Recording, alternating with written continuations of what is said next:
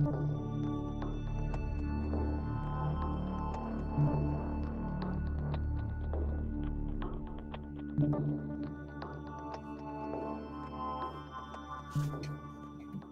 now we're live. Now we're Yes? live. Cool. Yes. All right, we're here. I don't know how to do the intro video. I don't know if Josh has to do that from his end. We have a tab Yeah. for it, but it does not seem to be playing. So welcome everyone Honestly, to the Geek Matrix. not to interrupt you, but Okay, between go ahead. you and me, even though Josh will see this video later, I'm fine with that because that intro is disturbing. So It is so creepy. yeah, if we can leap right into it, hey, that's great. I don't want to see the strange checkered man crawling towards me. That he calls Jimmy. Oh my Ew, god. no.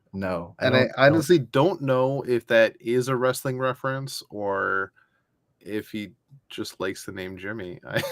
Maybe there's a character on the show we both like, You're the Worst, called Jimmy. And even though he is kind of a horrible person, he's not terrifying to look at. He's not creeping towards you like a scary monster man. I think it was to give it a cutesy name, so maybe we would find it endearing. I don't. I don't like it. I say wrestling reference because there's a wrestler called R-Truth, and for a period in the 2010s, he had this whole gimmick that he was like a gangster rapper, and then he was just like almost like just like a fun rapper. And really, like, he was really good in the ring. And in the 2010s, he started developing this whole persona of he's a little loopy. Oh, Like, he'll just come out for matches that he's not involved in and say he's involved, and then he gets told he's not involved and go, oh, my bad. Okay, that's on me. I'm gonna leave. And he had this whole thing where he had this friend that came out to rings with him. It was an invisible friend named Little Jimmy. And he'd be talking to the crowd, and then all of a sudden he just talked to little Jimmy, and then talked to the crowd, and then he'd be talking back and forth. Having an argument with little Jimmy is really weird. That is weird, but that is such a great bit, especially for is. something like wrestling, where it's like you're coming into the ring, you're like, yeah, and then you've got like your imaginary friend, and you're just like, what did you say? Just like talking to thin air, but it's you're playing up the whole like, oh, my friend is here, you just can't see him or something. Exactly. I mean, speaking in invisibility.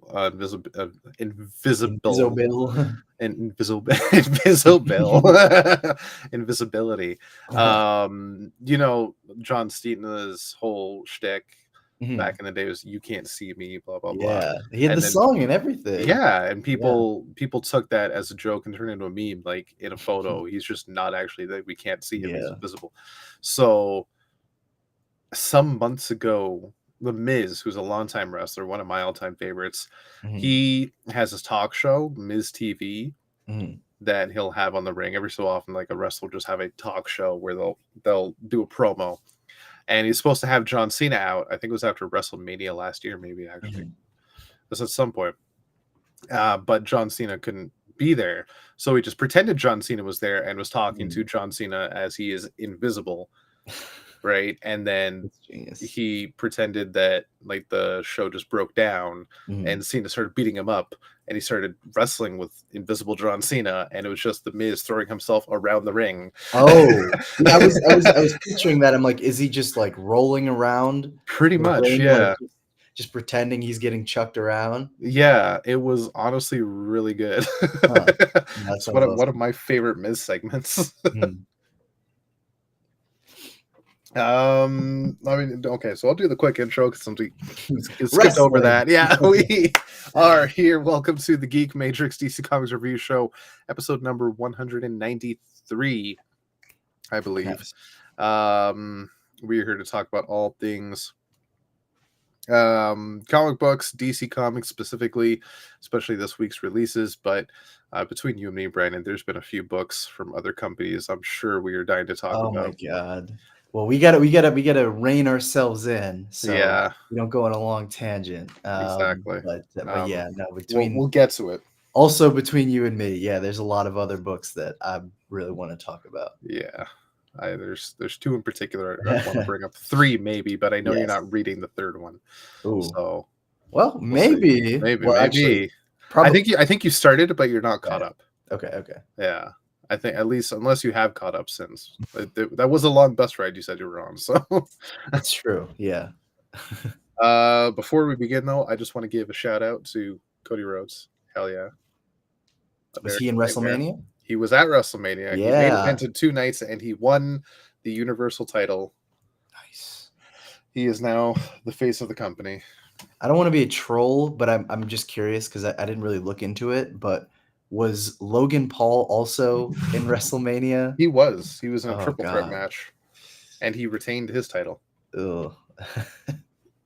Look, I agree. Josh hates him too. I hate him as much Mm. as the next normal person, but every wrestling fan agrees, except for Josh. Mhm. He's actually really good in the ring, and as a wrestler and a Yeah. performer, he's not bad. He's I grown on mean, me for that. Anything else, can't stand him. But for he wrestling, is technically an actor, if yeah. you wanna if you wanna use that term, for him. Mhm. So it stands to reason that as a performer, you know, he might be just as skilled as an actor, or just Yeah. as skilled as a performer as he is as an actor. But again, I don't know. Like Your mileage may vary. he's athletic as fuck though. Yeah.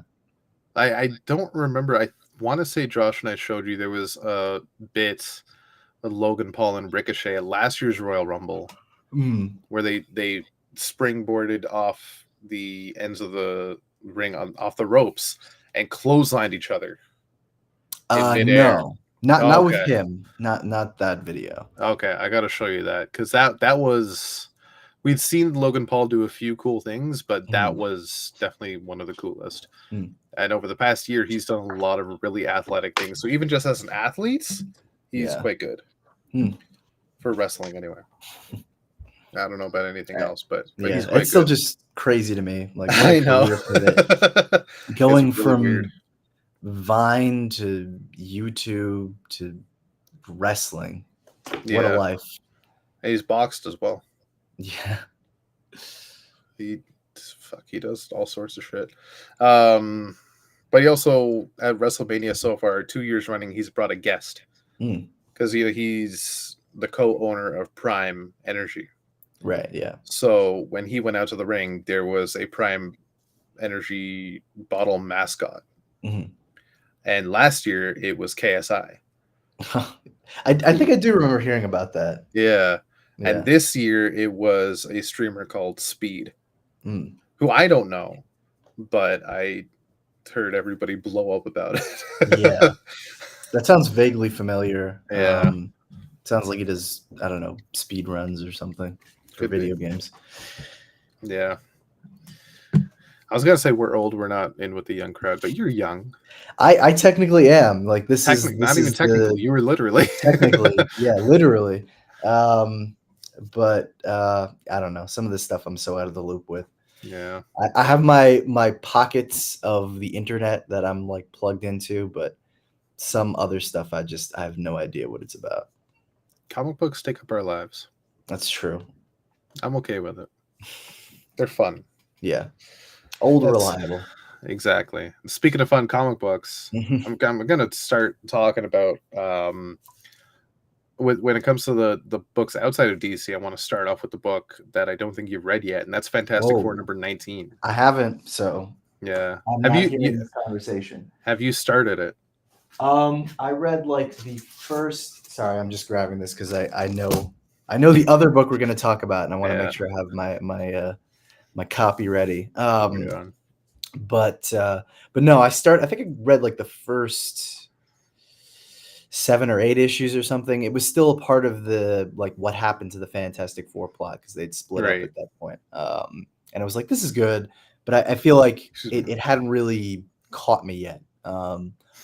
But I've been hearing nothing but good things about Ryan North's run on Fantastic Four, so I feel like I really gotta catch up. Yeah. Like that opening plot of whatever happened to the Fantastic Four, that does mostly wrap up by issue 12. And then since then, we've just been getting fun one-off adventures. Like, it was already fun one-off adventures, but you had that overall story. Right, But yeah. now so far, it's literally just been every issue is the Fantastic Four doing something fantastic, Hmm. and usually Okay. science-based. Yeah. And this last issue featured, it was basically a film noir detective story Oh, yeah, I think where, I saw the cover for that. It had, yeah, it was really Alicia, good. right? Yeah, she's the detective, and Sue Mhm, Storm was the damsel in the red dress that mhm. walks in um, to find her boyfriend, Reed Richards. Of course. Yeah. And it's this whole big like backdrop of this where the real story is hey, it's science. Mm. And And why, is like, this isn't just like an alternate universe story. Like, this is yeah, taking place in 616. and Um is Reed, like, the person who got murdered in this issue, or is he just disappeared, or he's gone missing, feared Oh, that okay. he was murdered. I was gonna say. And Alicia goes through all these different people. Like, she finds Mm, Johnny, she's married to Ben. One of my favorite things was she goes to the police and finds Officer King. mhm, Shit, I don't remember King Mackenzie, mm. who was Namor. Oh, Yeah, it was really cool. Like, they yeah. just went through a tour of some Fantastic Four characters. Doctor Mhm. Doom was not present, which I was surprised at, but Interesting. yeah, there was some other people. It was a fun issue. Yeah. Yeah, I Yeah. think he's got his own book right now, so he's doing his own thing. I don't even know who's Hmm. writing that. Um, Oh, with Namor? Oh, I didn't even know I had one. no, Doctor Oh, Doom. Doctor Doom. Yeah. Yeah. Oh, yeah.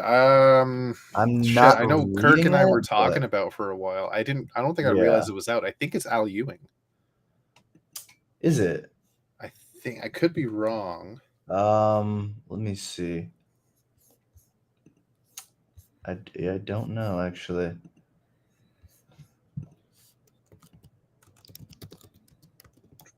Let's take a quick look. Oh no, it's Jonathan Hickman.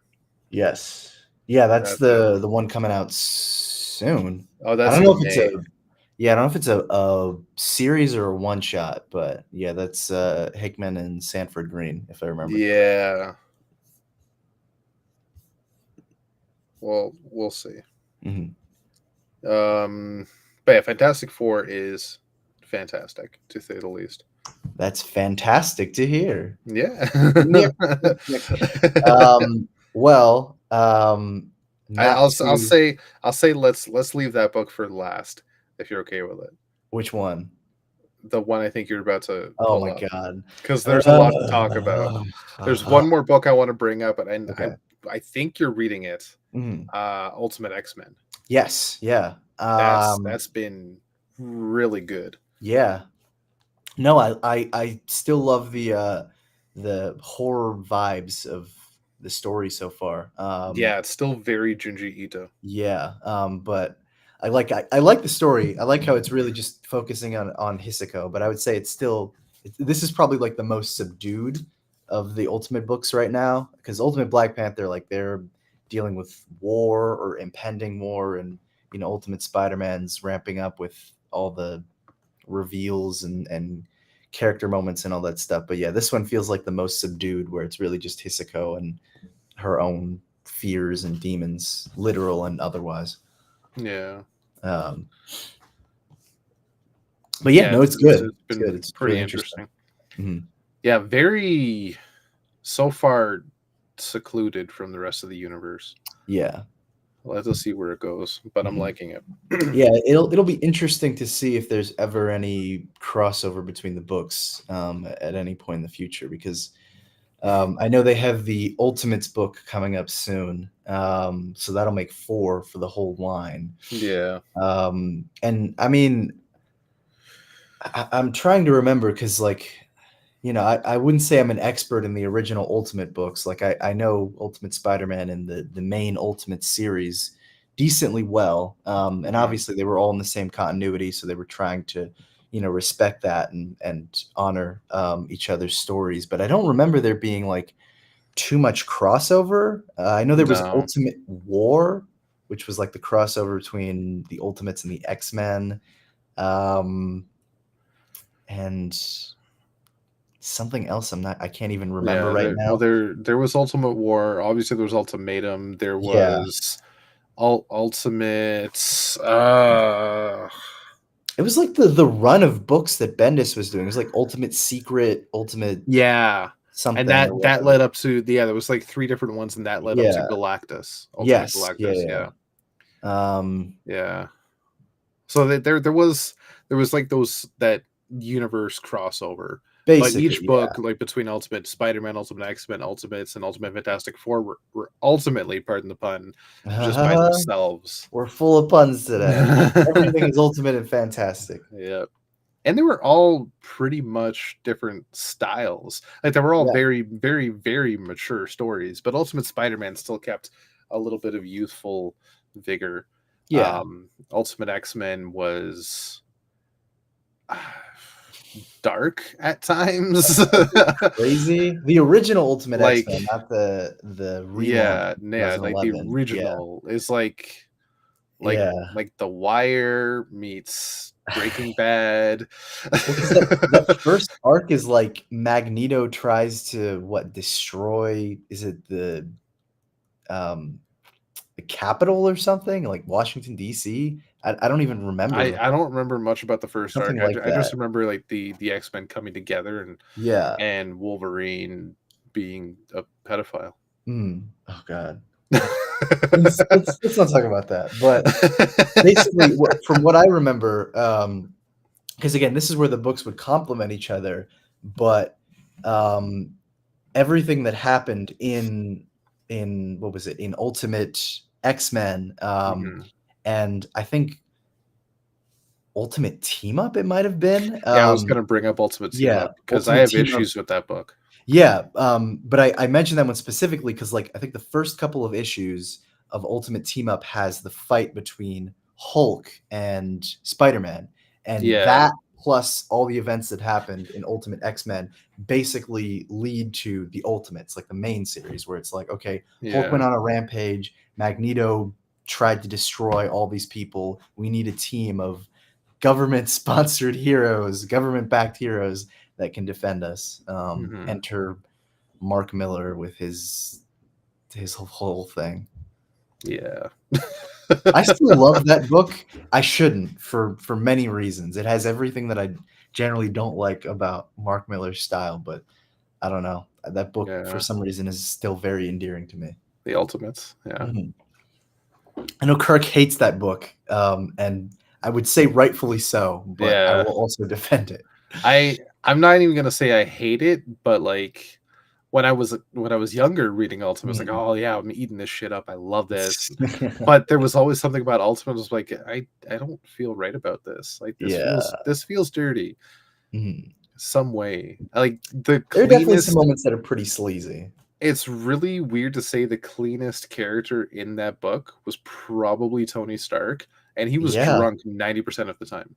Literally, like, he's basically just, like, the regular 616 Tony Stark, maybe the older Yeah, version, say, just kinda dialed up a bit, a bit more of a drunk, a bit more, like, I don't wanna say airheaded, but a bit more of, like, the full of dilettante kind of himself. character. Yeah, that Yeah, sort of thing. Where he's like, "Oh, yeah, I'll have, wine in my suit, and I'm not really in this for the heroics," but later he has a change of heart. Um yeah. But yeah, no, everyone else is just, like, kind of a horrible person, but I think Yeah. that's why I like it so much because 'cause they're such a dysfunctional like, literally within the first 6 issues, they have to put down Banner because he goes on a rampage because he gets insulted, by the Ultimates, and Yeah, then goes on a rampage in New York City, and they have to show up and kick his ass. yeah. I think it definitely kinda ruined it for me in Ultimates 3. Yeah, yeah, Just that whole thing with that is Scarlet the Witch and worst of it. Quicksilver. Yeah. Yeah. I Yeah. enjoyed Ultimate Fantastic Four though, so Yeah, yeah. yeah, I don't know. That one is, like, kind of a mixed bag for Mhm. me. I think it had, like, moments of interest, mostly when, Mike Carey was doing the book, and then when Warren Ellis had his brief, I think it's 12-issue run or something like that. Um, but yeah, all the Mark Miller and Bendis stuff is I can kind of take it or leave it. I mean, some of a lot of the Bendis Ultimate Spider-Man stuff I thought was really good. Oh yeah, that stuff is Yeah. great. Mm-hmm. Yeah, I had to look even up now still holds up. who wrote the Ultimate FF where the Marvel Zombies debuted. That was Mark Miller. That was Mark Miller? Oh, okay. Yeah. Wow, that's wild. Mark Miller Yeah. created Marvel Zombies. Yeah. Cool moment, but ultimately kind of a forgettable run. Yeah. Yeah. But yeah, Yeah. that's the old Ultimate stuff. The new Yeah. Ultimate stuff is great. Mm-hmm. And Definitely according an to the improvement. guy, oh yeah, and according to the guy at my LCS, super hot right now. You don't even have to be going, to your local comic shop to know that. Like they've been doing reprints of all the first and second issues, which is a really good start. First issues is a bit expected, but second issues is a good sign. Like people are running to get back to it, or running to get it, running back to get it. Right on. That's good. Mhm. Well, I guess we can roll Is it on over to our time? next Is it book. time to roll on and roll out? Yeah. Roll out to our next book. Oh my god. Transformers number 7. have been waiting for this.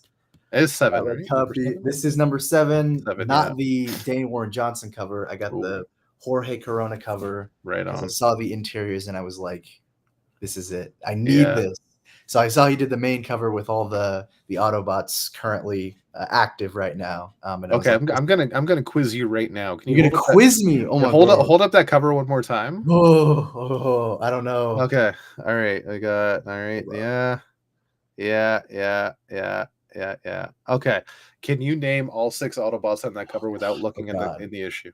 Oh my god. Okay.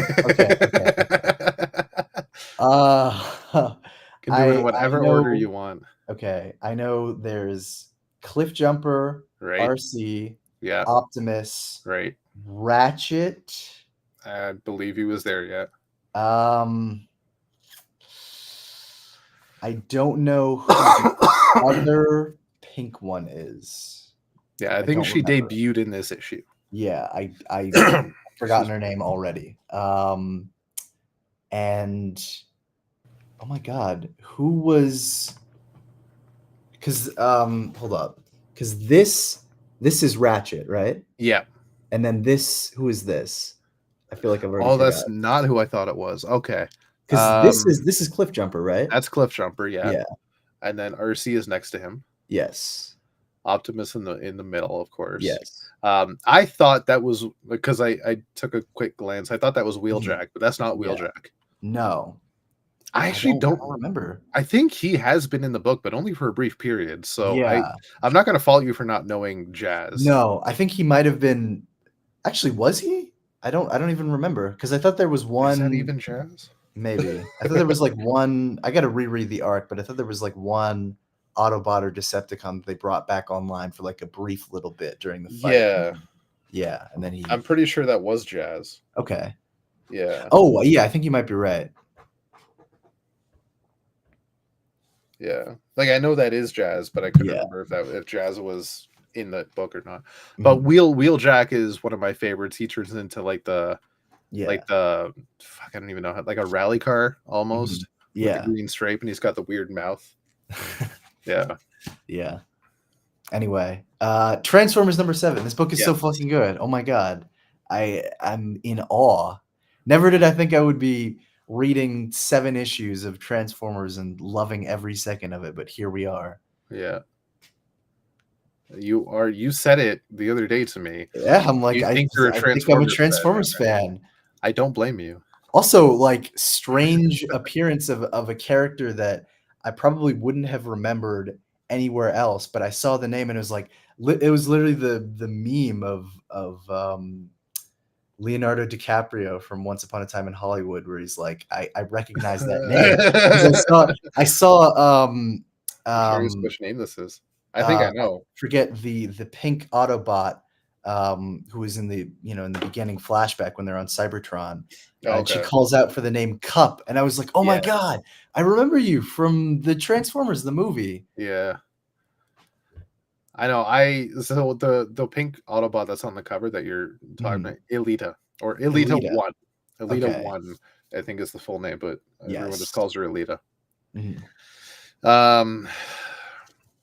So yeah, we saw Alita made her debut. Cup made his untimely debut. Literally, you Yeah. get one shot of Cup and then he dies. He gets his face Um, blasted off. I don't remember the names of the other two Autobots that were there and also Mhm. unceremoniously were dispatched.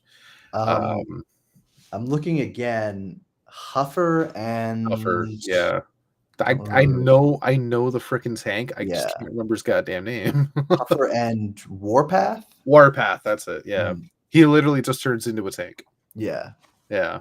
hey, that's cool as hell. You could probably get his toy still at almost any Walmart. Is that because no one wants him? Yeah. I know I didn't because I was like, "Who the fuck is Warpath? Oh, I want Hot Rod, you know. I I want want Optimus hot. Yeah, I Prime." want the car. I don't want the fucking tank. Yeah, I Lame. just wanted the beasts. Uh, I want the fair. Beast Wars characters. Mhm. But now, like, shit, I need to give Warpath some love. It's Yeah, that guy fired two cannonballs out of his chest and got killed. Like, what the yeah. hell? But that was so Uh, cool. Like the because I think it was you. You were talking about like, oh, I hope we get more information about what the Autobots were doing on Cybertron before they yeah, crash landed on Earth. And literally, the issue started with that. I was like, oh my god, Rob's gonna love this yeah, because we're finally getting that backstory filled in a little bit. I mean, I'm sure some of this stuff is like you kind of already know the war and all that, but like yeah. But it was just cool to see. what I gathered from that, because all it said was Cybertron, it didn't give a time period. Mhm. I figured that's present day. Interesting. Like Okay. that's current. Oh. Because all the Autobots that were on the Ark and are on Earth Oh, you know what? That were makes not sense. Yeah, there, yeah. right? So they're probably Um, like the last holdouts. yeah, the glaring omission and the big reveal there is Ultra Magnus, Yeah. which I don't know how much you know about Ultra Magnus. Nothing, literally Nothing. nothing. Okay, he's like the fuck, I might piss off some Transformers fans saying this. He's Uh, like the G2 Optimus Prime analog. Interesting. Right? Okay. Where Rodimus Prime after the movie became the leader of Yeah. the Autobots, he's the new Prime, but Ultra Magnus is like he's got that general, like that war general mentality like Mhm. Optimus Prime did. Like he knows how to lead. He also transforms into a big rig truck. Yeah. And he he's very stoic at the same Yeah. time, right? Mhm. So he's got that Optimus analog style, where Rodimus is really young Yeah. and almost inexperienced. Well, yeah, Hot Rod was like kind of no pun intended, a hot shot in that movie, if I remember Yeah, correctly. he got Optimus killed. Yeah. Yeah. Yeah, but then he saved the day and killed Unicron too. Mhm. Get to that sweet 80s riff. You Yeah. got the touch. Well, that Oh, whole soundtrack, that's like one of the things that still echoes in my mind, even beyond like the touch, the Stan Bush song, like just the whole I don't know what you'd call that, like techno soundtrack or something like that, but yeah, I it's could so say that good. 80s techno, yeah. Yeah, it's so good. Like there's this one song where it's like when the Autobots or not the Autobots, the Decepticons attack or something like that. I'll send it to you. I'm sure you when you hear it, you'll be like, "Oh yeah, I know what you're talking about." But it's so good. The synth is Mhm. is just popping off. Oh yeah. Yep. Um Also, the voice cast in that movie, like, I forgot how stacked it They was. had Orson Welles Orson as Welles played freaking Unicron Unicron, which I remember my friend Eric told me that, and then we looked it up, and apparently this was, like, his last last, yeah, film role ever, and I was like, "What yeah, a way to go out," but also yeah, kinda hilarious, like, the guy playing who's one of the in most recognizable yeah, Transformers villains of literally all the time. guy who's, like, fucking most iconic for Citizen Kane, and his last role Yeah, is Transformers. So at the time, I was like, "Ugh, wow, how yeah, what a fall from grace." yeah, But no, he ooh, he was he was good. and I think Leonard Nimoy, yeah, yeah, oh my god, who as then I don't believe he didn't reprise his role, but he also voiced the mhm, Transformer later on in the Michael Bay movies, yeah, which was kinda cool, but, mhm. fuck, who was he? Was he wasn't Cup, was he? No. Let's see. Let's look it up. I know he was a Decepticon. Mm. I don't think he was Galvatron. No, he was Galvatron. He was There Galvatron? we go. Yeah. Oh my God, what the? Oh wait, no, I do Galvatron. remember this But actually. that always confused me because I always thought Yeah. it would have been Frank Welker still, who voiced Mm. Megatron, because Megatron and Galvatron are the same person. Yeah. No, I guess not. But yeah, Judd this one. Nelson was Yeah. Rodimus. Holy No, shit. that one makes me laugh every time I see it because I'm like, this movie came out what, like a year after The Breakfast Club, maybe? Yeah. Yeah. Eric Idle as Wreck-Gar, of course. Mhm. Robert Stack as Ultra Magnus. Oh my Yeah. god. Oh, Casey Kasem played Cliffjumper. Interesting. Mm. I don't think I knew that. Yeah, the voice cast for Transformers the movie just Yeah. amazingly stacked. And of course, the iconic Peter Cullen and Frank Welker. Mhm. Yeah, You can't go wrong. of course. Mm-hmm. Who still voice those characters to this day. Yeah, no, Yeah. freaking Peter Cullen's been Optimus Prime for like almost 40 years at this point. Yeah. More? Longer? Damn near, just it's damn close to 40. It's pretty much Yeah. 40 years now. Yeah. I think it was, fuck, it wasn't 1986 the show debuted, was it? Was it 83, 84? I want to say it was something? 84. Yeah. So that would be 40 years as of this year. Let me double check. Yeah, 1984. So this is 40th anniversary this Mhm. year. Yeah. Is Transformers doing anything? What the hell? Do they even know? 40 years of Transformers, folks. What's going on? Whoa. See, if you look at the poster for Transformers the movie, oh, there's Ultra Magnus front and center. Mm. Right? Oh, yeah. Yeah. Which, honestly, one of the most, I'll say, misleading posters you'll ever see. Because you see this poster for Transformers the movie, and you're like, well, where's Optimus? Where's like everybody I know? Yeah. And then you watch in 20 minutes into the movie, you're like, what the fuck? I know. Well, They're all dead. I had not seen any of the cartoon or anything like that, and like even the names that I knew were more just because of cultural diffusion. And I think I watched the 2007 Transformers movie once when I was a kid, so like I didn't know any of this shit. So everyone is like going around and stuff, and I'm like, what is happening? And then I remember when Optimus dies like halfway through the movie, I'm like, the fuck is going on? I'm so lost. I mean, I consider yourself lucky that you were just lost and not heartbroken. Yeah. Like most Transformers fans in the 80s and later, watching that for the first time, you're like, oh, what the fuck, man? Well, I was just looking around because I was curious to see if they were doing anything for the 40th anniversary. I guess they're gonna do a screening of some kind. Let me see. Yeah, the theatrical event will provide limited screenings of episodes from the classic 1984 animated series, The Transformers, in select cinemas across the US, UK, and Mexico, along with select territories in Europe, Latin America, and Asia, starting on Wednesday, May 15th. Sorry, Canada. Canada gets the shit end of the stick. Sorry, Canada. It's not like Canada made the hit follow-up Solo, like Beast Wars, made in Vancouver. They just don't love you. No. What did they do? They didn't even do North America. It's just the US. Like, that's all you get. I know. Mexico too. Don't forget. Mexico gets it. Yeah. We're the only country left.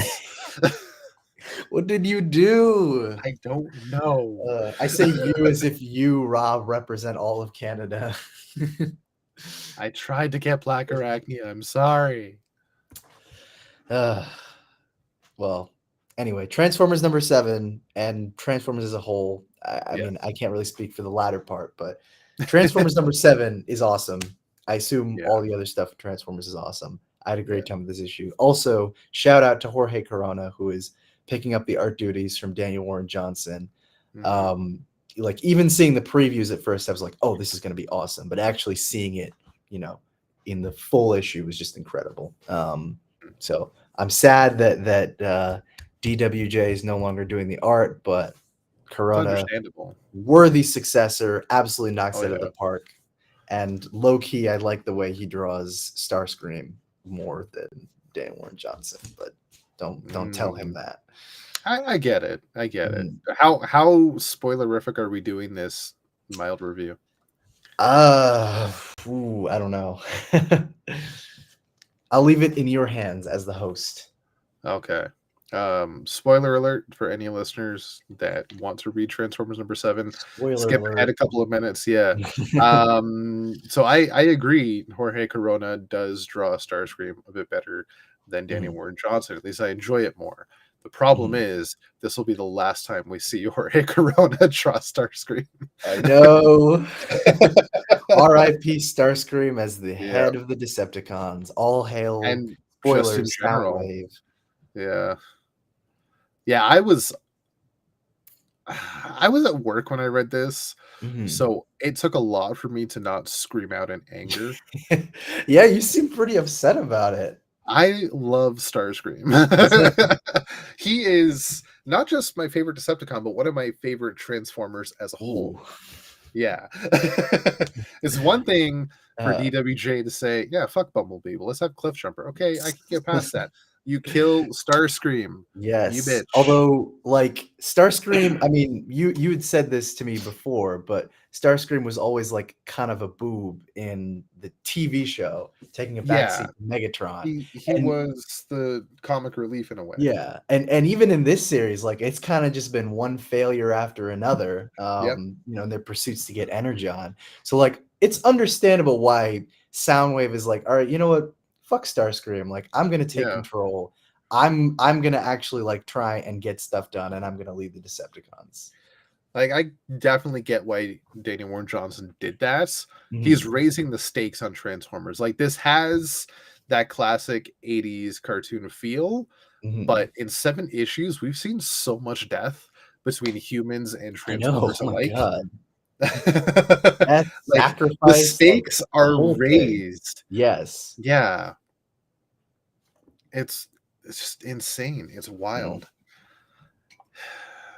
Yeah, we also saw and this was like the big reveal at the mhm, end of the intro panels, mhm, and quite possibly if we're picking a favorite panel, it'll be this one from Jorge Corona when mhm. Elita One discovers the body of a mysterious Yeah, transformer. I can put that up. I don't know if you have the function of because Josh sometimes can put up like panels or covers. I don't know if you know Oh, he how to do has that. those on his Oh, computer okay. though. Um, well, I can do my best to show it, but you can also pull up a picture. Yeah. I think this is one you're talking about. Yeah, that's the one Yeah. exactly. Oh my God, look at that. Just the Yeah, detail on the machinery and everything is yeah. crazy. Now, obviously, we don't know specifically who that is yet, Mhm. but can you take a guess? That's the thing. I have no idea.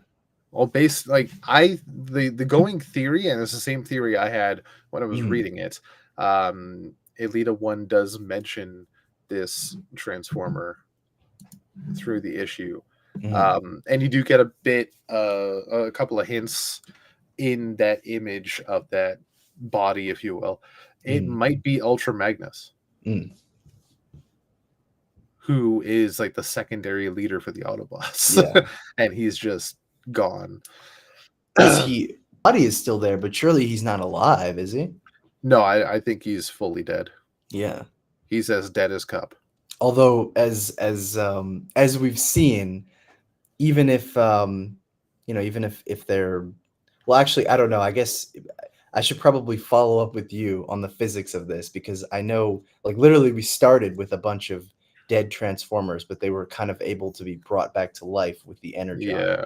So I'm Oh, wondering like is there a possibility that some of the I mean, maybe not Cup who got his face blasted off, although Certainly, that's not the end, but you know, is there a chance that with enough energon you could bring a deconstructed bot like Ultra Magnus back to life? Is that even possible So to do? let's go into the anatomy of a Cybertronian for a minute. Oh yes, please.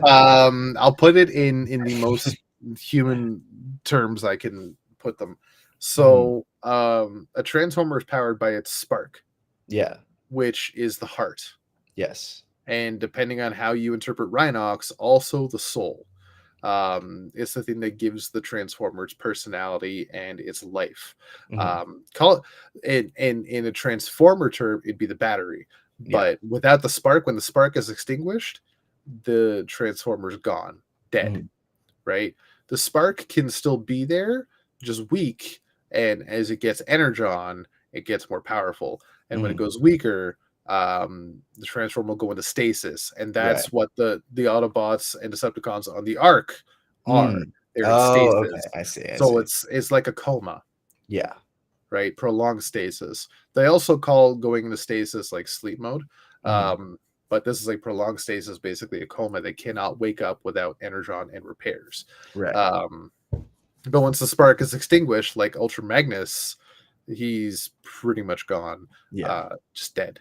Mhm. Cup, for example, you'd imagine there's a chance he could come back to life, but it looks like his head was blown up. Yeah. So, yeah.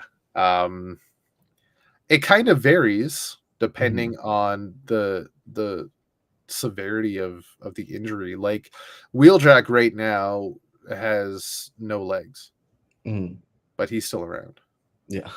right? It's basically like take it like this. If you see a transformer get injured in a way that would kill a human, just Mhm. assume that transformer's dead, Okay. right? Like a transformer can get his arm ripped off, could lose its Mhm. legs, still be alive, just like a Yeah. human, right? But if a human loses his head or gets shot 15 Yeah, times, they're dead. they're basically gone. Yeah.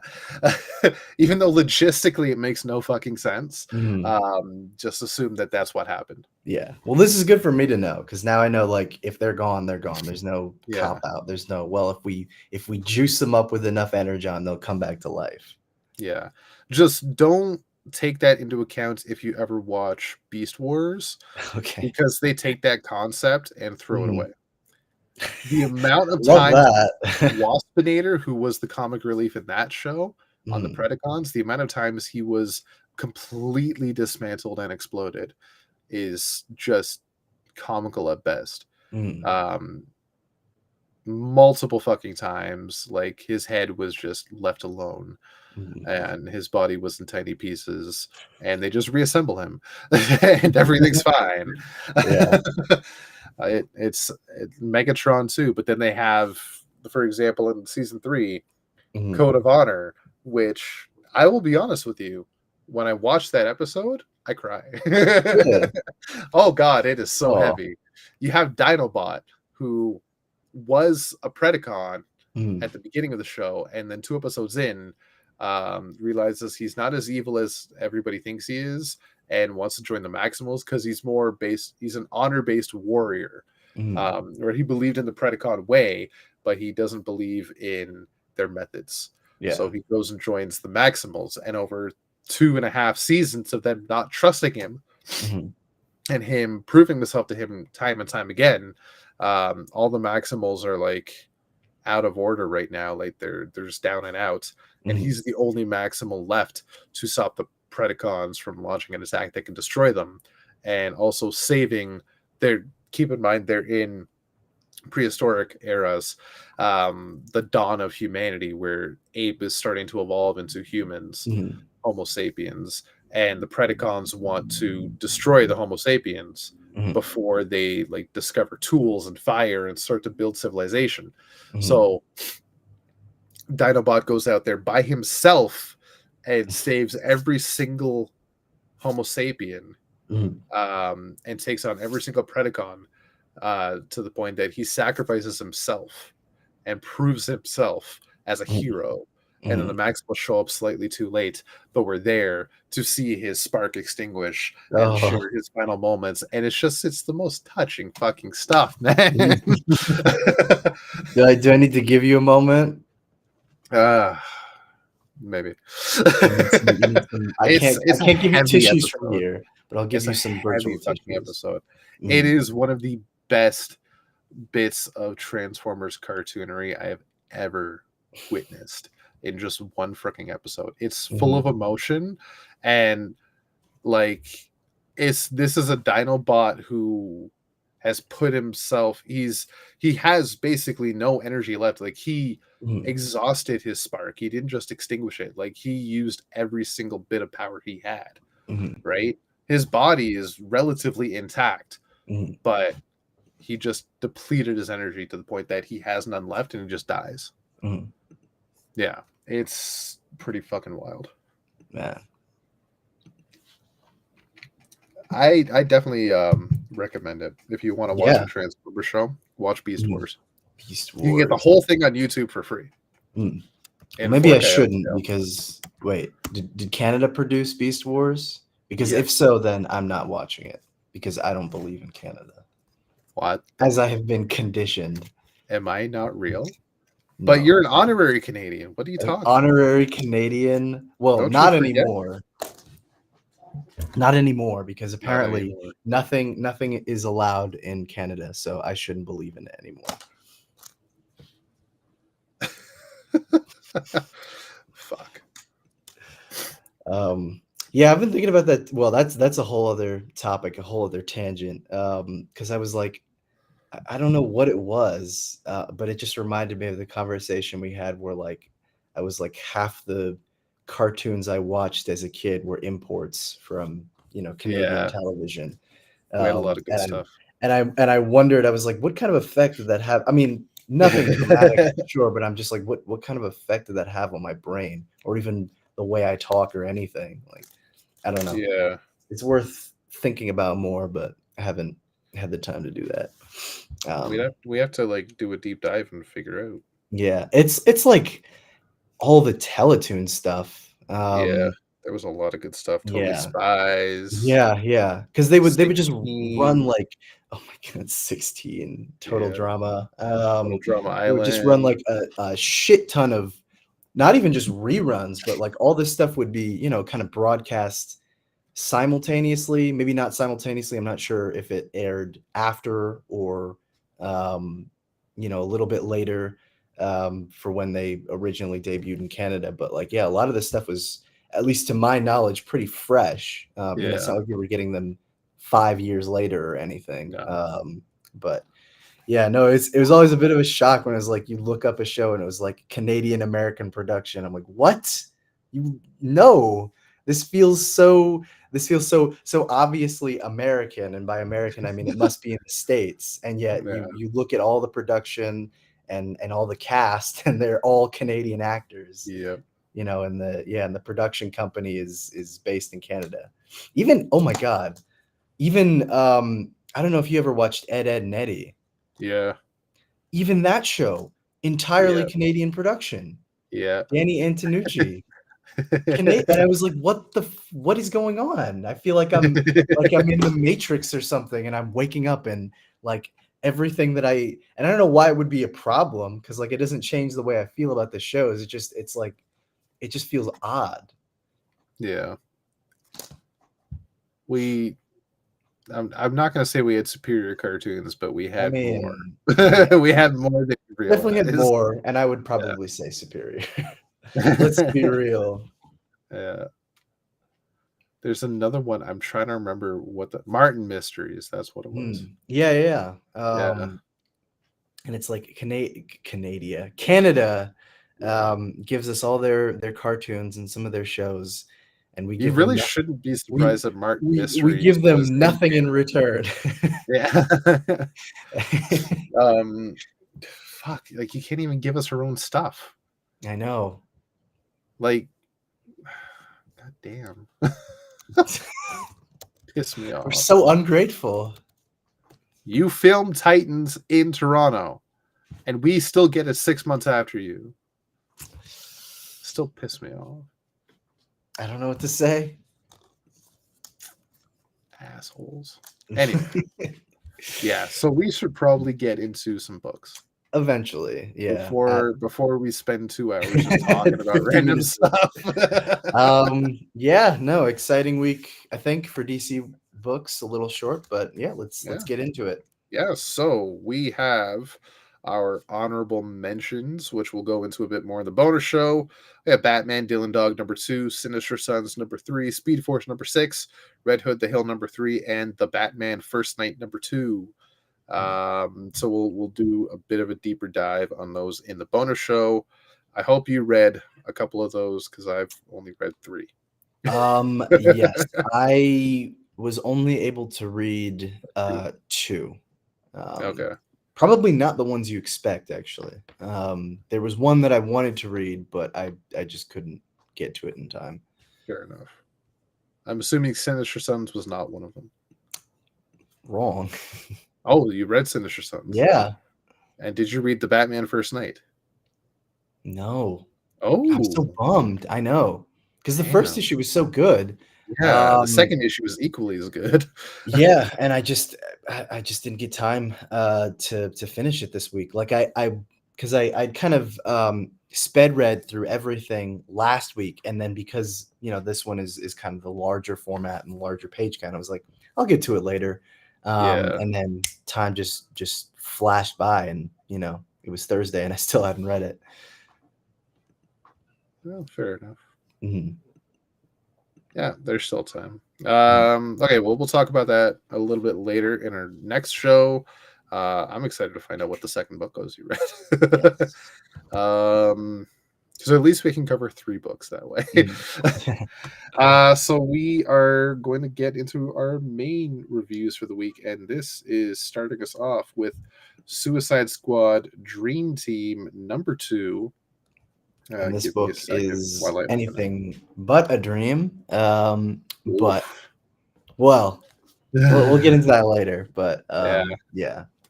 So this is part of Countdown to Absolute Power, the summer event coming up in July, which I think we're getting a preview of next month with Free Comic Book Day. Yes. Yeah. If I'm not mistaken. Yeah. Hold, please, while I find the fucking credits page. Here we go. This is written by Nicole Maines with pencils from Eddie Barrows, inks from Iber Ferreira, colors from Adriana Lucas, and letters from Becca Carey, with the cover from the artist mentioned above, Barrows, Ferreira, and Lucas. So, kind of picking up where we left off in the island nation of Gamora, Bizarro is just going haywire, just beating the crap out of whoever he gets his hands on. Meanwhile, various other members of the de facto Suicide Squad are trying their best to take on some Gamoran soldiers who have found them, and they're fighting a losing battle, despite Clock King. Yeah, that is Clock King, right? Mm-hmm. I'm not confusing with someone else. Okay, yeah, it's Clock King. Adamant that everything is going according to plan, precisely as anticipated, he says. This leads to Bizarro, who has started to calm down, pulls a lever, which shuts down the shield over Gamora, which allows basically anybody to go in and out at will. And this is when Dreamer arrives with Harley and some more Gamoran soldiers. And now the 2 teams, if you will, start fighting each other, and the soldiers start fighting whoever, and just shit goes bloody haywire. Clocking, meanwhile, just graciously walks over to the lever and finishes the job, shutting down the power. Bizarro takes on Dreamer, nearly kills her, but as she blacks out, she disappears. And this is when Amanda Waller gets in contact with the team, finds out what's going on, and proceeds to get into a helicopter to head straight to Gamora. As she arrives, her nephew is ready to just kill her on the spot, is tired of everything, and assures him that they did the right thing, and then proceeds to tranquilize the rest of the team, including him, so they all go locked away again. Um, except Bizarro, who has one more job, which we then see in President Nakamura's office in the Gamoran Parliament. Bizarro shows up to, excuse me, Jay's mom and throws her out a window. So she is seemingly dead now, Yeah. which that kind of surprised me. Yeah. Yeah, later on in Amanda Waller's quarters, aboard a local ship, the USS Collins, so an Mhm. American battleship, I imagine. She's taking a nap. It's been a long day. Don't blame her Mhm. for having a bit of a rest. Um, having a dream about her old husband, who I believe is dead, if I Mhm. remember her past right. But this is when Dreamer arrives in the dream and starts interrogating Amanda. Excuse me. And they have back and forth about who's in the right, who's in the wrong.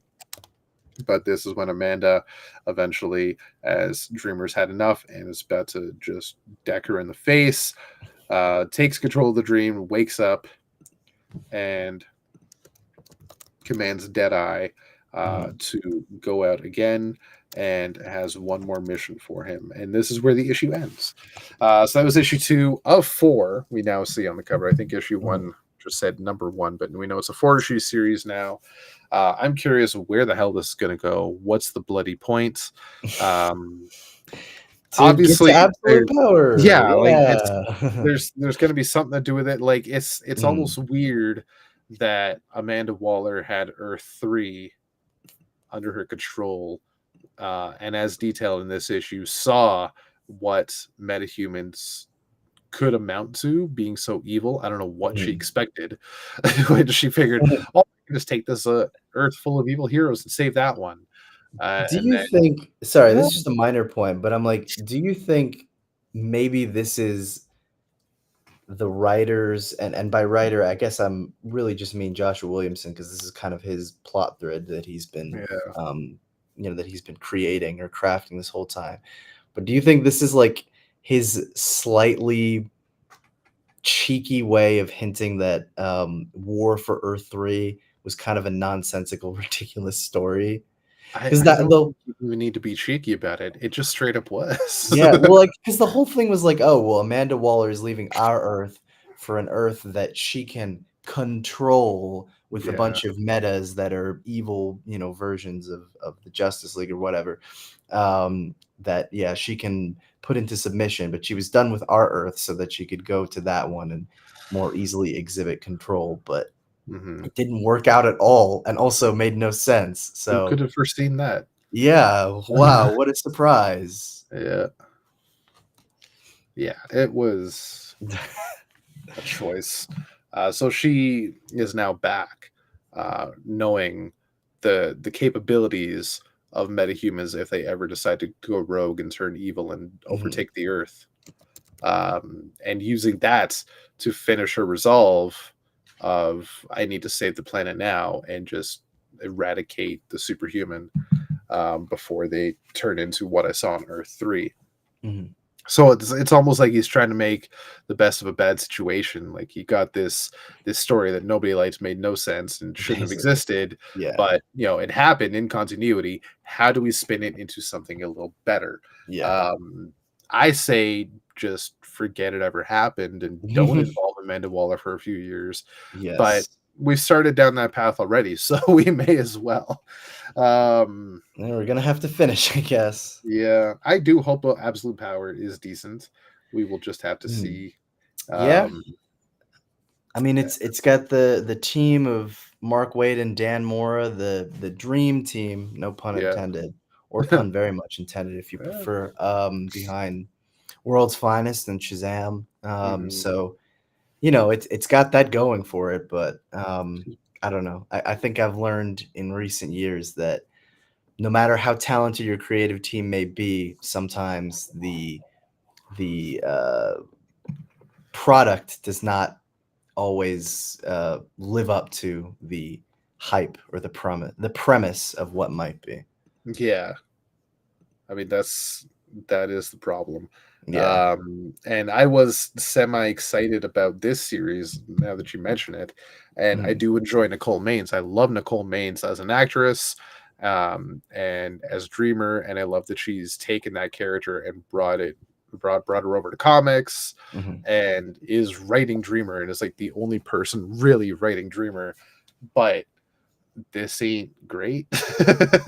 I guess it's entertaining. I like the stuff with Dreamer because that is Mhm. good, but I'm just kind of done with Amanda Waller. I said it last time Amanda Waller was Yeah. on the brought up in on this show. I'm just like, I don't care for Amanda Waller right now. It was too Mhm. much, too soon.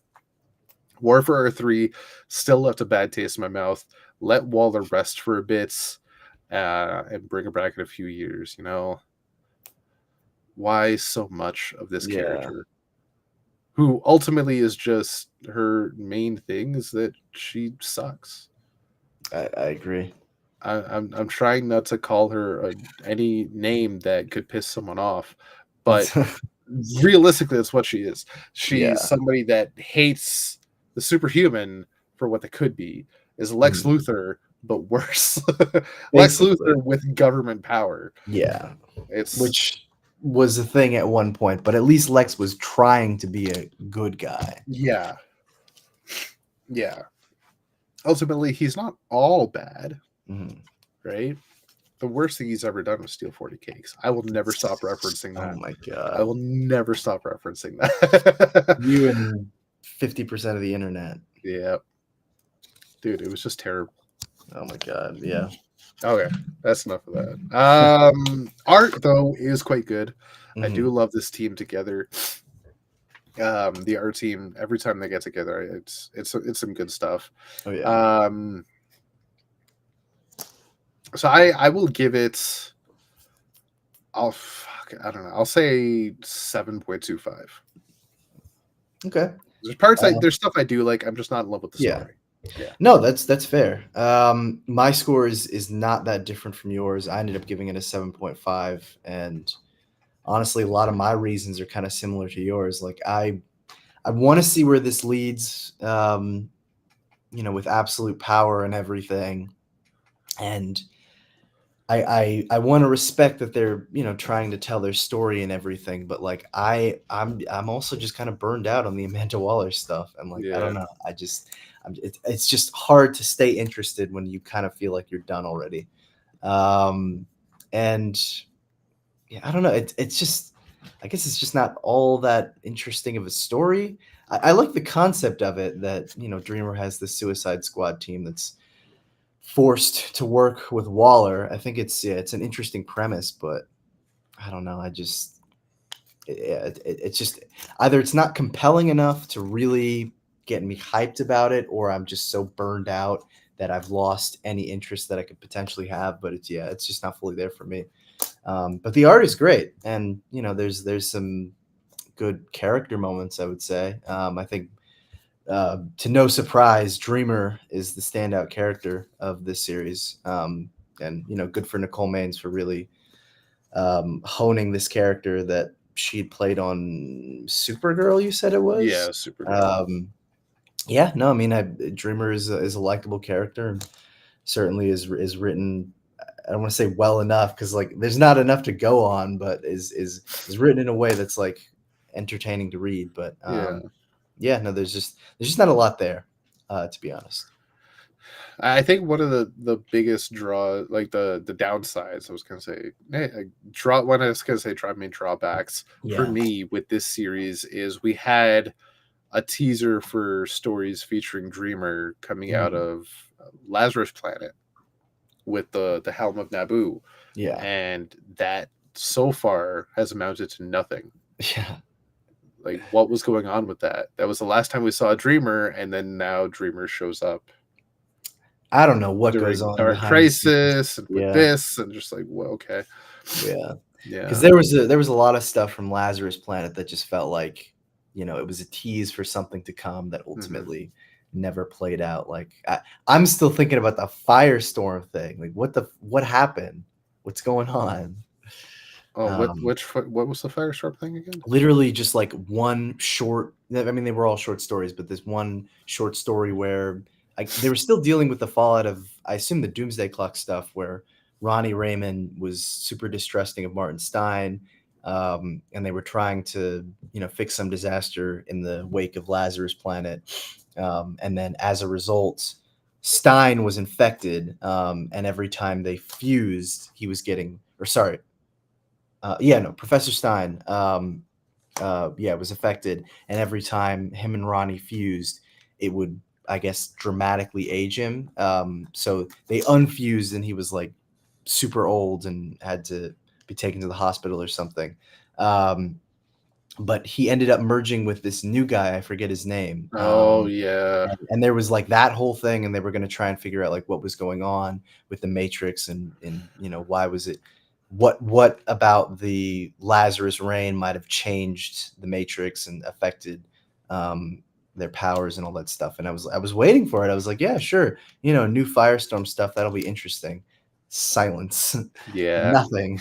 So no, why would we get follow-ups to stories featuring Signal and the Outsiders, Firestorm, Dreamer, when we could have 15 more Batman books? Because Batman is awesome. Don't you love him? I totally want to read more Elseworlds Bat stories. Actually, Oh, Batman Lord. is the bestseller. Oh my god, I'm gonna push up my glasses. Yeah. God, if I get that one more time, it's like, you complain about Batman, but that's what people are buying, and it's like, yes, that's true, but because that's what's on the shelves. yeah, literally, like that's what people see, so of course that's what they're gonna buy, Yeah, people are buying Batman because they don't have anything else to buy. Like, it's not much of an argument. It's just like, I don't know. Yeah. Well, speaking of Batman, a character we hate so much, we're going to talk a little bit about Batman.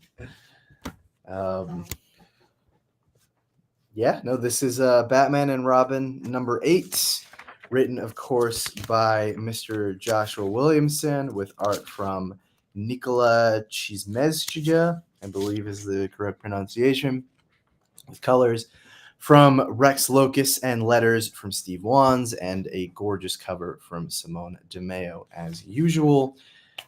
This issue picks up where the last issue left off, the big reveal that Flatline's sister had also developed powers and had come to Gotham to basically become a crime boss. And this issue picks up with the backstory that after the events of, I believe it was the Robin Annual, where they had all the backstories on the fighters in the Lazarus tournament.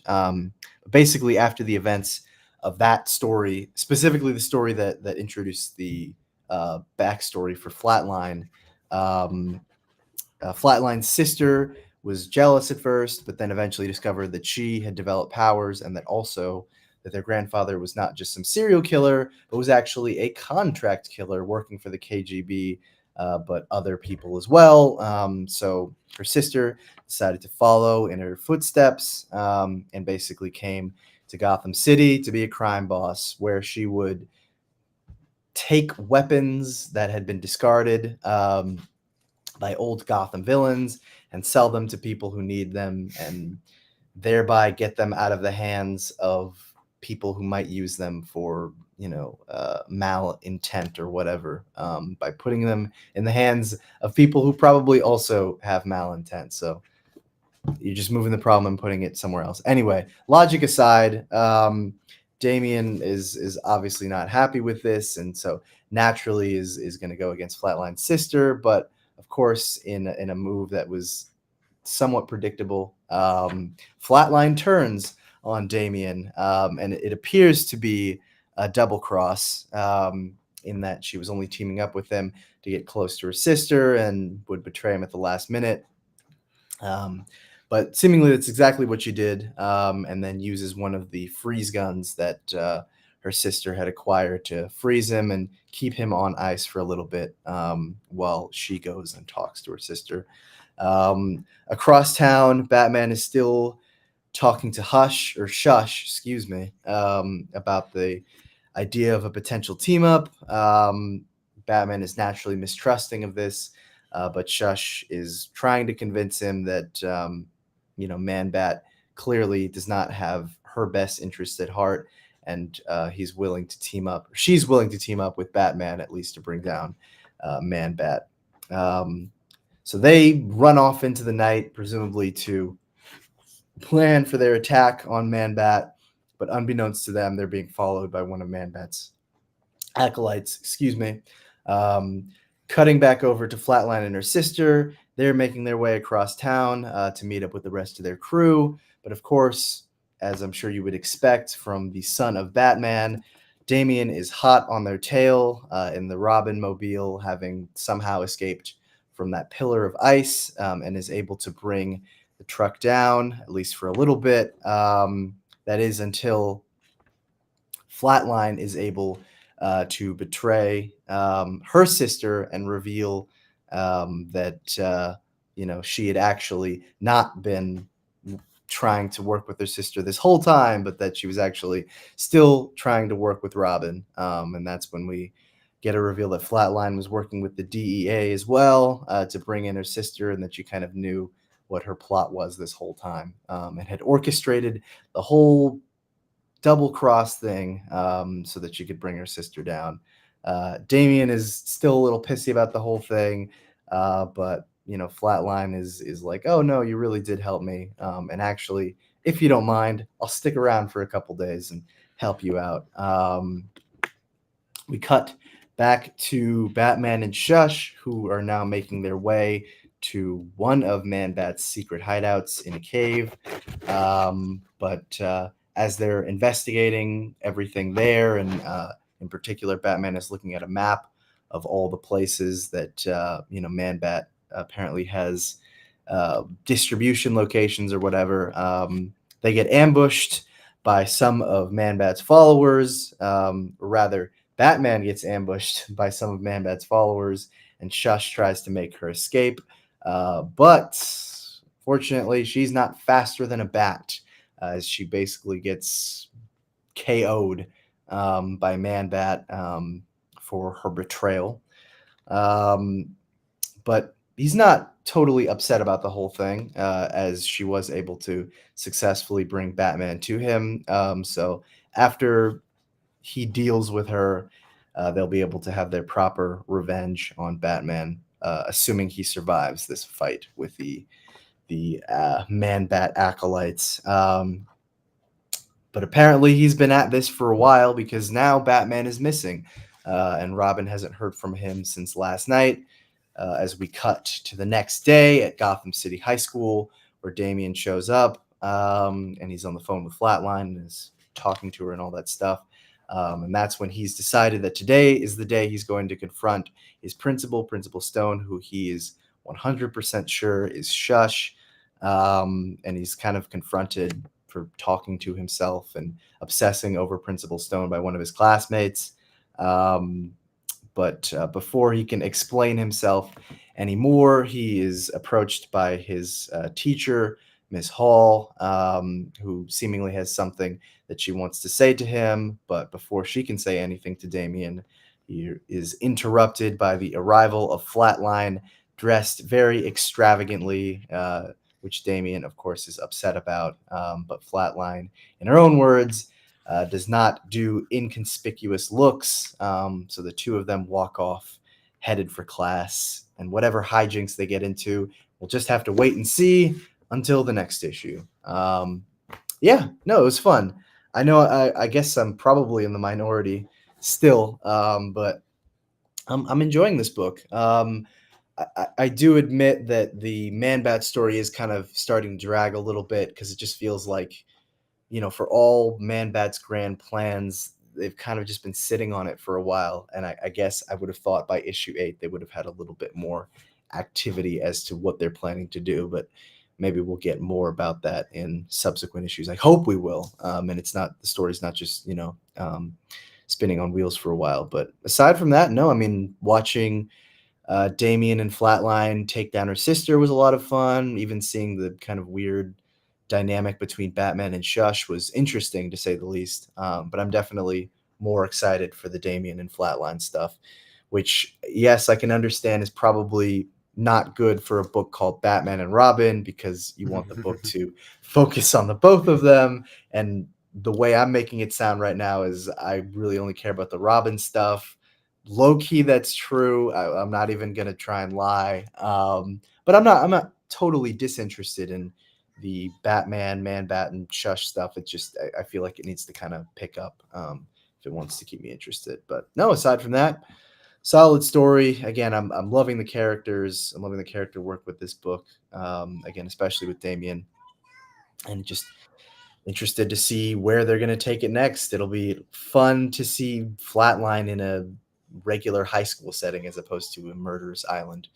So yeah, no, I give this an 8.25 out of 10.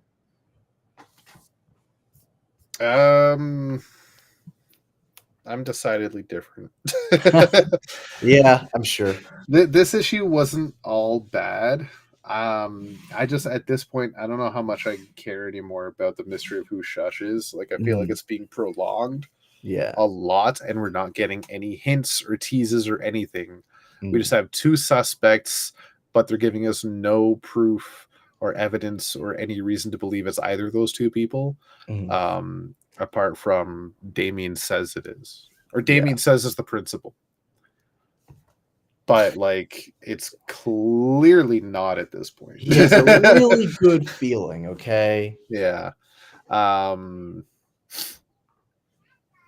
Like I could totally believe that Shush and his past teacher are the same person, but I don't believe it's the principal. If anything, it's the teacher that was talking to Damien at the end of the issue. That's what I think. That's what I said in the first issue, where I was like, it's probably the mousy teacher that is super timid and stuff. Primarily because they both have black lipstick. Yeah. And they both have black hair.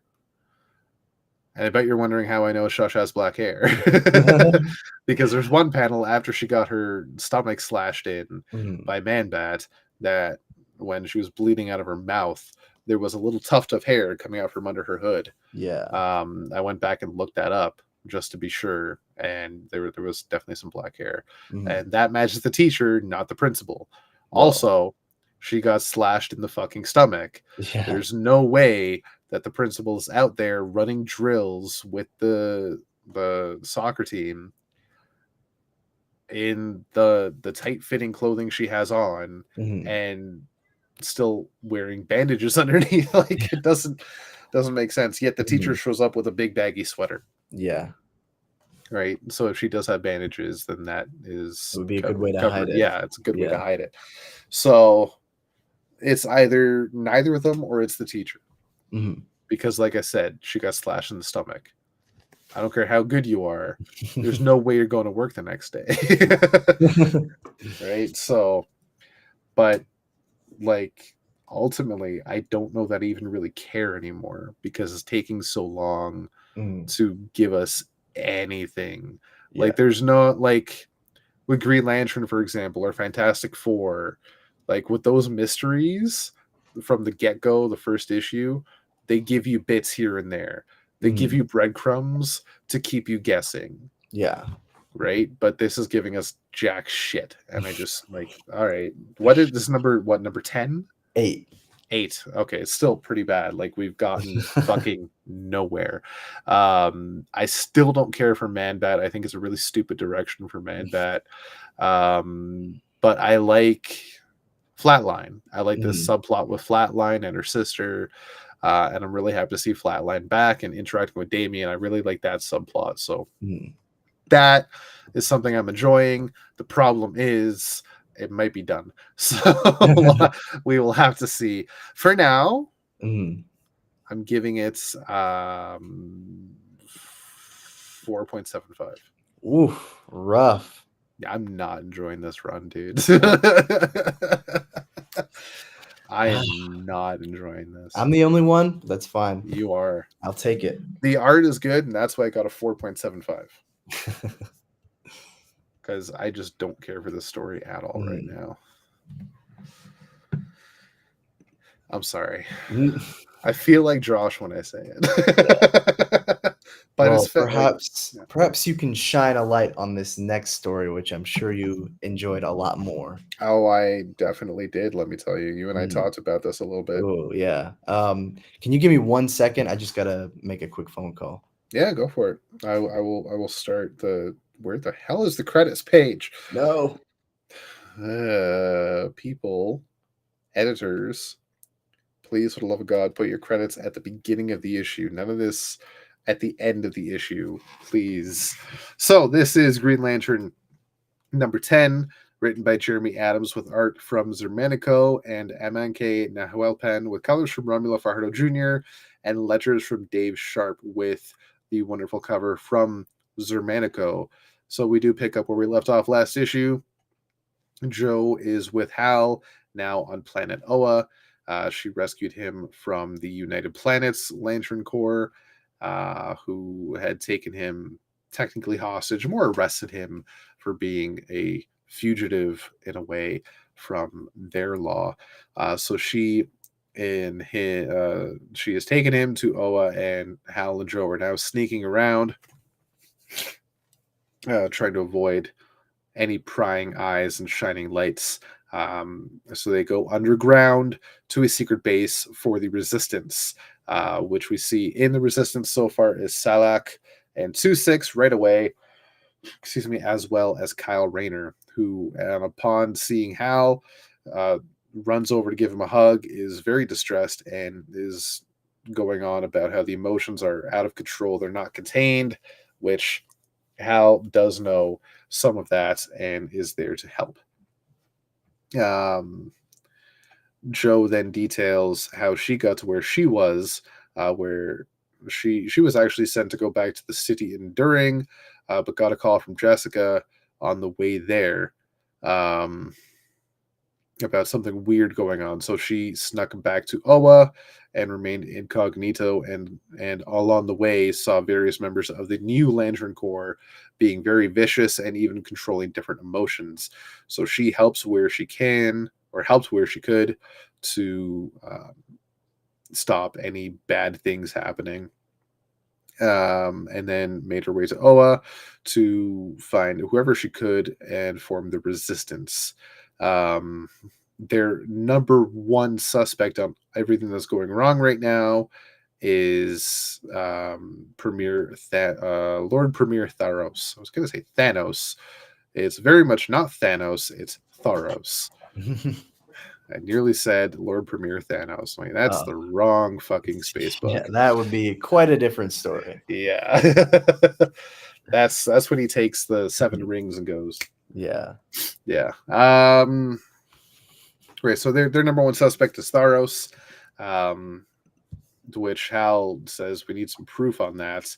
Mhm. Joe mentions that there's someone they trust, um, who was ordered to destroy the central power battery on Korugar, but was able to prevent it. Was able to feed them that information, and now they have reason to believe that they're going after it again. We do get a little asterisk there, detailed in next month's Sinister Sons number 4. And considering how Sinister Sons number 3 ended, Mhm. I'm very confused. Yeah. Yeah. So they then show Jordan something very interesting, the Source Lantern, which we last saw at the end of the run that shall not be named in issue 12, which was brought to us by John Stewart, using his source power and combining all the lantern energies together, the Mhm. whole emotional spectrum. And it is giving power to all of the United Planets lanterns at once. And this ultimately is how they are able to use almost every color. Um, I was going to say at the same time, or just in general, any color they want. Um, but Tharos and the United Planets are still running tests on it.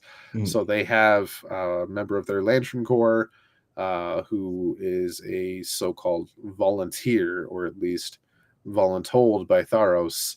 And then forced to wield the power of the orange light of avarice to see what happens when this lantern goes directly to the source battery, source lantern, and he explodes upon impact.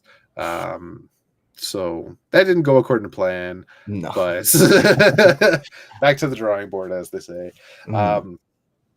The whole time, Joe and Hal are spying watching this happen. This is when Simon Baz shows up in full uniform. Not where we saw him last at the end of the run that shall not be named.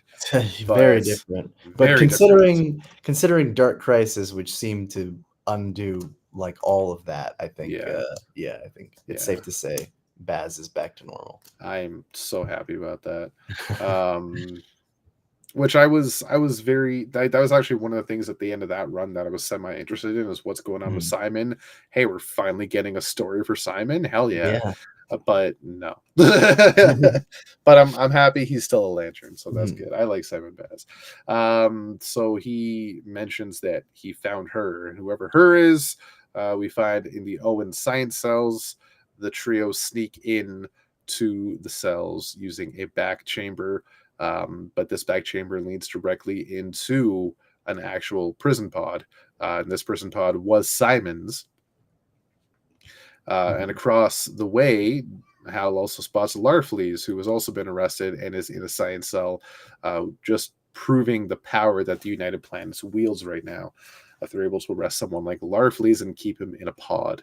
Hal then sees at the bottom of the tower where the science cells are kept is some insectoid alien experimenting on Kelly Quintella, the teen lantern, which enrages Hal. He busts through the glass, ring ablazing, and does whatever he can to save Kelly.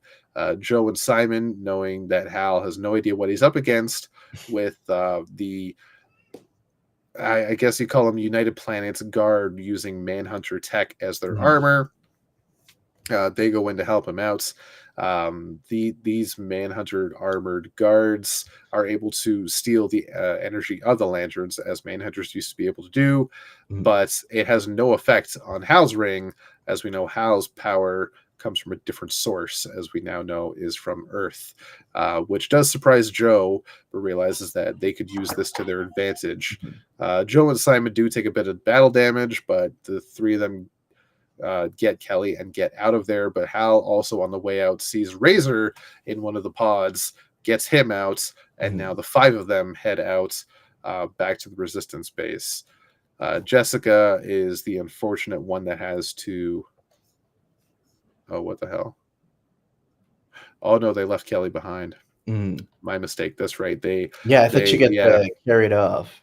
Yeah, she got taken away. I must took that. Instead, they took one of the United Planets lanterns that Hal once had a run in with.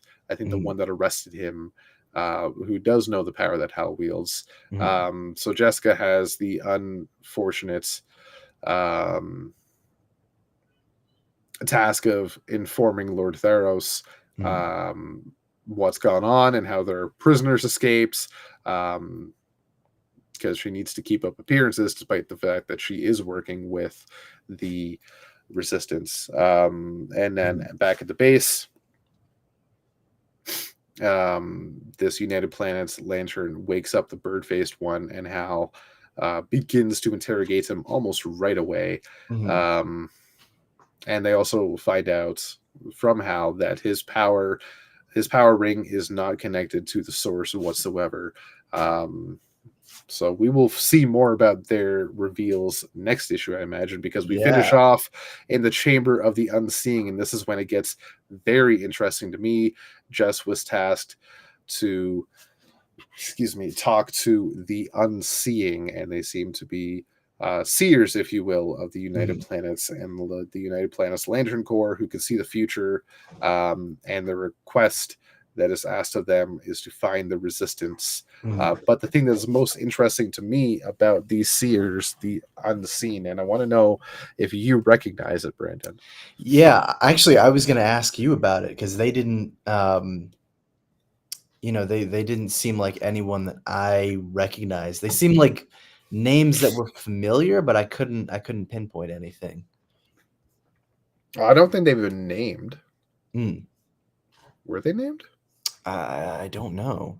I don't think so. Okay, well, the thing about it is, their outfits specifically, and also that they Mhm. wear a green cloth over their eyes, is very reminiscent of Kyle Rayner Oh, yeah, yeah. in In the what was it? Worlds Without a Justice League. Justice League, yeah. Yeah, where he was also a seer of sorts. So Yeah. this is uh, seeing more hints of Jeremy Adams and Philip Kennedy Johnson working together on their Yeah, stories. yeah. Um, and we're going to see more of just what the hell this is all about. Mhm. And maybe this will give us more details as to what the hell Yeah. Kyle's role was in the Lantern Corps in that universe. Mhm. Um, and then we do have a brief backup.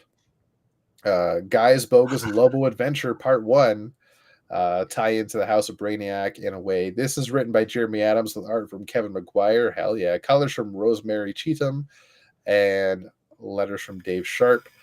So we finally get a return to Guy Gardner, and we get to see him hunting after Lobo in the best way possible, which we saw was the task given to him by Lord Premier Theros when the United Planets first took over the Lanterns. And he's still looking, but he can't find him.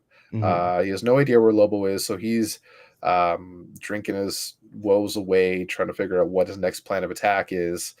Um, at a local alien bar, but then he hears on the nearby TV the oh my god, Wham. Yes. Yeah, wrestling across the multiverse. Wrestling Across the Multiverse, thank you, Yeah. is on TV and has a brand new superstar, the main man. And this is when we see Guy turn around with a, you gotta be fucking kidding me. Mhm. Then over in Metropolis, an hour later, Booster is back to his old ways, trying to figure out how to bring himself into the limelight of popularity even more. No matter who he gets seen on a date with in public, nothing is boosting his numbers. But then Skeets gets a call, and Booster says, "No, I just don't want to talk to anybody." But it's Guy who wants info on Wham and where they will be, Mm. and then hangs up. And Booster's like, "Wait, he didn't even want to talk to me? What? What? Oh man!" And yeah, that's classic Booster. Love it. But now, 3 days later, on the planet Valax 4, as Skeets gave the information to Guy, this is the next place that Wham will be, and they arrived just in time. I mean, I say just in time, but 3 days later. Mhm. It is just in time before the planet explodes, though, where we see none other than Omega Bam Man, hell yeah, with Yeah. Kriegmeister 10 and the newcomer, the main man, a 2-on-1 handicap match. Omega Bam Man is still the champion, which I'm okay with. And they begin their big fight. But then Guy Gardner steps in, being the cop in space, realistically, interrupts the fight, tries to arrest the main man. And this is when Kriegmeister 10 gets the upper hand using this distraction and gives Omega Bam Man a Nova Punch, setting him flying off into space. And then, since the match has been interrupted, Wham is now rescheduling their fight and is teleporting everyone away now before the planet explodes, since this is not good Mhm. TV. But Guy puts a ring shield up around him and the main man and protects him from getting teleported away. So now it's just him and Lobo, supposedly. But as Guy rips the mask off, we see it doesn't quite look like Lobo, looks a Mhm. little different. And that's because, as this guy says, he's not Lobo, Mhm. right? He's just some other Zarnian, which should not exist. But as we know from House of Brainiac, um, or not from House of Brainiac, but no, from Superman Annual, I believe it was, that Mhm. Brainiac has some The Zarnians already. Yeah, he had the bottle city of Zarnia. Yeah, so some Zarnians do exist, Mm, but this Zarnian is yeah. adamant he's not Lobo. Sorry. Uh, no worries. Then finishes off with a little whistle as they're in space, as space dolphins begin to attack and converge on their location. Um, I imagine very dangerous guy might be in for a doozy. Yeah, so that's the end of the issue. Very, very interesting stuff. I'll start off with the backup though. Guy Gardner, I'm so happy to see him back. I was really hoping to see Guy and Lobo just duking it out for 3 stories, but leaving this open and Guy needing to hunt Lobo down still, I'm more than okay with. I totally believe this guy's not Lobo because it doesn't look like Lobo. So there's definitely more to see. Will Guy be able to track Lobo down?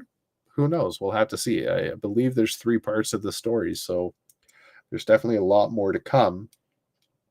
Um, it's not what I was expecting, but I like it. I really like it. I thought it was just going to be 3 parts of Guy and Lobo just fighting each other, and I was going to eat that up. but this is still really good.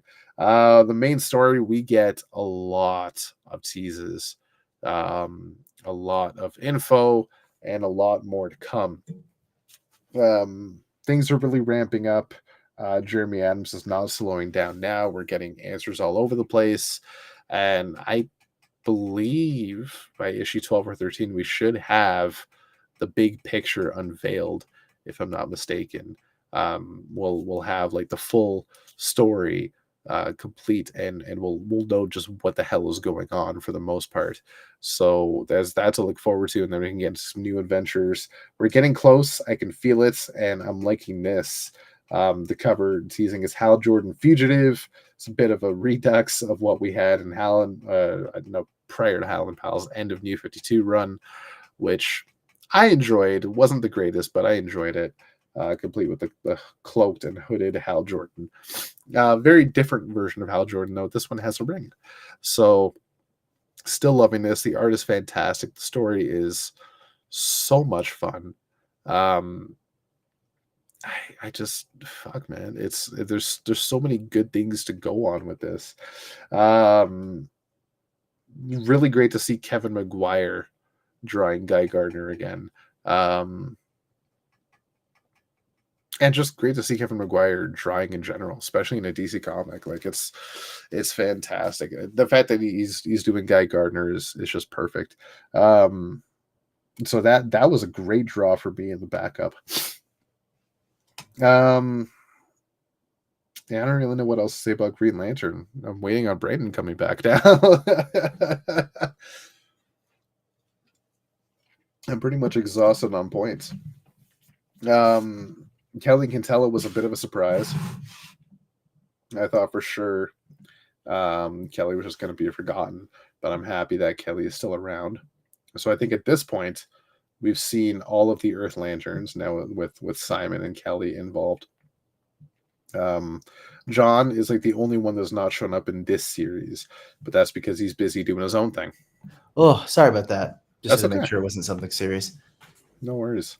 I was just commenting on how at this point we've now seen every Earth Lantern in this book, with the exception of John, who actually I think was in that flashback. But with Simon and Kelly here now, like that pretty much rounds that out. Yeah. So that's cool to see. Well, yeah, everyone is very much in their place, with the exception of Kyle. I mean, he's part of the Resistance, but you know, I don't know what's going on with Kyle. He seemed kind of odd in this issue. Yeah, I have a feeling he's going to become the White Lantern again. And I'm okay with that. Mm-hmm. You know, I'm honestly okay because it was what is that? Do you know something? I know I don't know anything. Trust me, I don't have Okay. any secrets. I was not thinking that at all, and I Now don't you know. are. I think you may be onto something, my Yeah, like friend.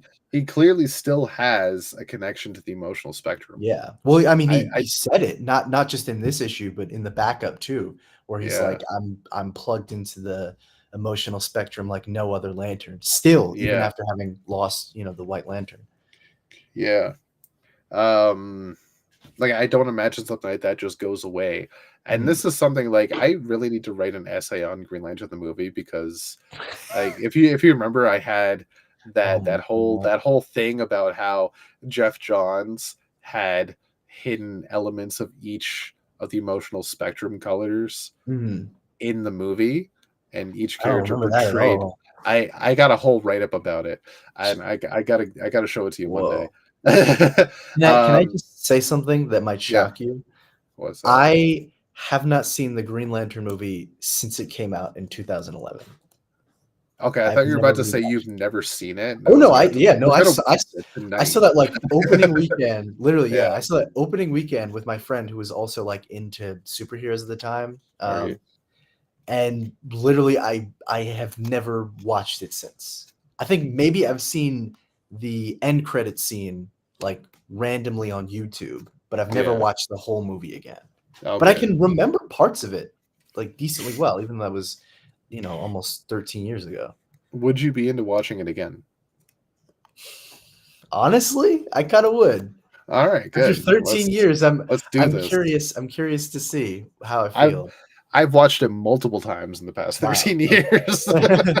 So I am excuse me, I'm down to do it again. Yeah, In 'cause, fact, like, on the I way to don't work one morning, I was watching it on Netflix, and really. I missed my stop because I was so engrossed in the movie. 'Cause, like, all I mean, I'm not gonna pretend, to remember the whole movie in its entirety. I Yeah, just remember parts, and I remember, like, the main, I guess, kind of,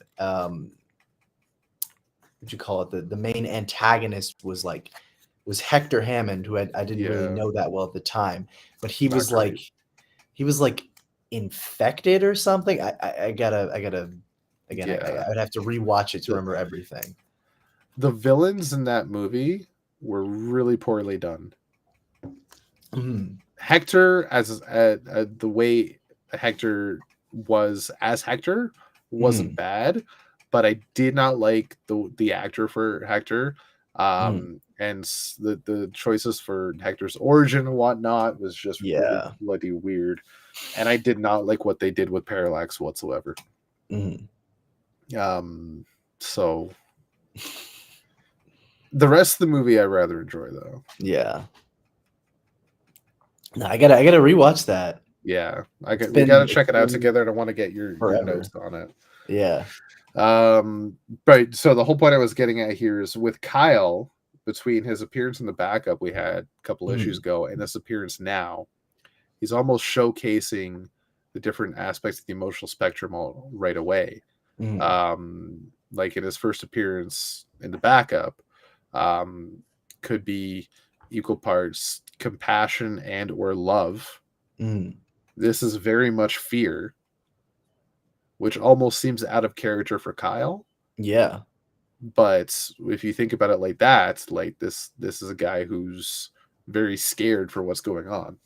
But I saw a couple people commenting on, it might have been the DC Comics subreddit or League of Comic Geeks or something like that, but, they were saying something to the effect that Kyle seemed really out of character in this issue, and I can see if you're just looking at it as, like, Kyle is scared or whatever, and he feels like, oh, everything is kind of chaotic right now, that it might be odd considering everything that he's gone through for him to have this kind of reaction and just let Hal take the lead. But running running your theory, I think it would make sense if everything with the emotional spectrum being kind of erratic right now, that Kyle is just feeling these huge surges of different emotions. And in this Mhm. instance, he's just feeling a huge surge of fear. And that's Yeah, like he's already scared for what's going on, but that fear is being exacerbated by the fact that, the yellow part of the emotional spectrum is just all out of whack, as well as all the other colors of the emotional spectrum. So it's kind of like it's yeah, influencing him, making it worse than it would normally be. And yeah, because he's so plugged in and so in tune with all the emotions, it hits him worse than anyone else. yeah. Like, did anybody else find it weird that the backup we had with Kyle, written by Ron Mars, was just him Mhm. talking to Alex? Yeah. It was kind of weird, and Yeah. that was very much love or compassion, and maybe Mhm. it was just that aspect of the emotional spectrum was affecting Kyle, much like you're saying fear is affecting him here, Mhm. right? So maybe that's what's going on, and we'll have to see next time we see Kyle what's going to happen next. Yeah. Okay, let me just double check it because he shows up at the end of the issue too, I think, doesn't he? Kyle? Well, he should be there. Maybe just like in the background, but I don't know Yeah, if he says anything. he's just in the background. He's not really doing anything. Mhm. He's just standing there. All right, so As that's usual, am I right? loser. Yeah. Um. Yeah. So maybe I suspect he might become the White Lantern again. And honestly, I was liked that for Mm. Kyle because it gave him a different status, Yeah. right? Kept And him it I more was special as yeah. a lantern in a Mhm. sea of green, Yeah. where And it once and upon it a time he was the last Green Lantern and the only Green Lantern, and mhm. now there's thousands upon thousands of them. Where does he Yeah. fit in? As the White Lantern? Why not? Mhm. Yeah, and it makes sense because like Kyle's I know at least towards the end of his run, as well, his run in Green Lantern, but his time as like the sole Green Lantern before Rebirth, um, they were really playing with this idea that like Kyle was kind of done with Earth and he was really just going to be a cosmic bound lantern at this point, and all of his adventures would be out there, Yeah, which I have mixed feelings about, but it always seemed like the plan was that he would be kind of different maybe from other lanterns, because I think they just reintroduced John as a lantern at that time, and that he would have a different trajectory and would kind of achieve different heights, and obviously hone the power of Ion at one point. So I think having him kind of, I don't want to say graduate because that feels like it's a disservice to the people who are still Green Lanterns, but having him kind of upgrade to White Lantern status definitely made sense for him. And then eventually putting him back in the green, well, I think it worked its way out and certainly got good stories out of it. It just kind of felt like it was wasting his potential of continuing to be that White Lantern. And yeah, I think it would be good to, I don't know, maybe try and bring that back and have him have something that kind of keeps him as unique. yeah. One day, if we ever have the time, I need to go on a just tirade about Lights Out. Light. Oh my God, yes. The what arc is that in Green Lantern? I think I know which one you're talking about. Is that when Oa Yeah, like explodes? I think O explodes, but that's the one with oh my god, what's that guy's name? The one from the third world, the universe before this one. Oh, Relic. Relic. Relic. Yeah, yeah, Yeah. Where the emotional spectrum is apparently running out and they need to yeah. refill the reservoir somehow. So Kyle, being the White Lantern, gets all the entities and goes into the source wall, and that refills the reservoir. Um, with the exception of Parallax, because Parallax doesn't go, and Sinestro has Parallax still. Yeah. Um, but like, there's so many problems with how that ended. It retconned like anything that we knew about the source wall. Yeah. Um, if the reservoir was running out and the emotional spectrum was being depleted, why is yellow still being able to be used? If Mhm. parallax didn't go in there, how did yellow get refilled? Um, Don't worry about it. you Don't worry know, about it. there's Don't think about it. yeah. Don't think about Uh, it. what happened to the rage seed from Green don't, Lanterns? don't don't worry about it. Don't worry You about know, there was a new butcher being born on it. Earth, and Mhm. it was kind of left behind. Yeah. I think the Earth has blown up twice since then. God damn it! So many interesting things that could have Mhm. happened, and just like no, No. Yeah. yeah, oh, yeah. Green Lantern went through a lull for a while. Yeah, the I'm happy we're only God, back. what was the I don't even remember the name of the first arc that Venditti did for Green Lantern. It was like the one where they brought in the new lanterns like 2-6 and all that stuff. And I remember I was like, okay, I'm done. This is where I stopped in my Green Lantern New 52 journey. Yeah, And it I wasn't still great. I still haven't read Godhead. I've had that book in my Honestly, possession for like 5 years, and I've I still never read it. it might be the shining stone in a sea Really? of pebbles. Yeah. Okay. It's not perfect, it's not Mhm. great, but it's enjoyable, Yeah. right? You do wonder just at this point, I guess New 52 when everything was reset and everything's like Mhm. brand new, but you got to wonder at a certain point why the Lanterns and New Genesis are just fighting each other, Yeah. but it's not bad, right? This whole Mhm. thing with the life equation, the White Lantern, and they're like, "We need the life equation. Like, you can't have Yeah. it. He's a person." Like, yeah, yeah, it might be my favorite. Mm. I was gonna say Venditti story. My favorite New 52 Lantern Venditti story, Well, as I because recall, you were Venditti and Hallen also Powell way better. yeah, I was gonna say, as I recall, you were also defending the Gauntlet Hal, which is like hated. Yeah, I haven't I even honestly read that didn't stuff. mind Renegade Hal Jordan. Not Mhm. that it was amazing. I just like I don't think it deserved the hated god. You know, It's like unappreciated in its wasn't time. great, but Mhm. I don't think it was horrible.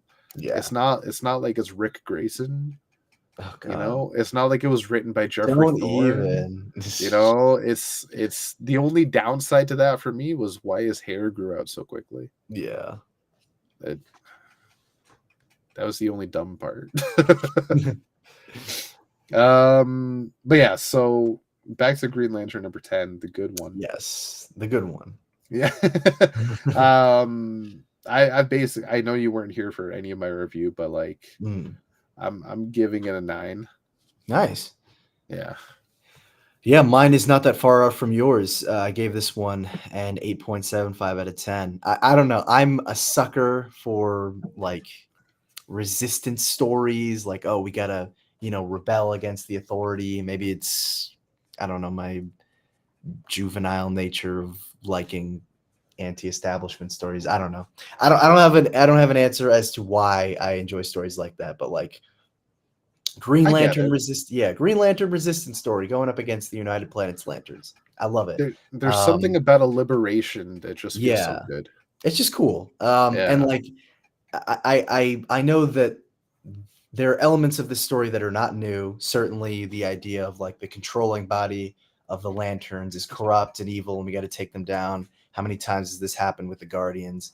But I don't know. Like I like seeing all the Lanterns kind of come together, and they're like, okay, we got to try and plan out how we're going to do this. And figure out how we're going to take them down. But yeah, no, it's just really cool. I would say the standout of this issue, surprisingly, is not Hal Jordan.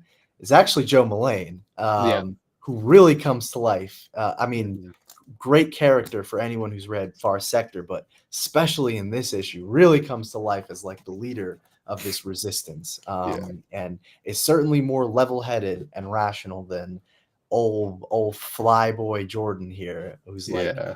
leaping in and is not listening as usual, but Yeah. kind of to the dismay of everyone else. As I So said to Josh a couple of weeks ago, he's the scrub. yeah, I don't care if he was the first. It's been 60 years. He's had no character growth. He's look, still the same brash flyboy he was he's in got the Showcase most 22. willpower out of all of them, and I don't give a shit that what his is willpower is. incredible.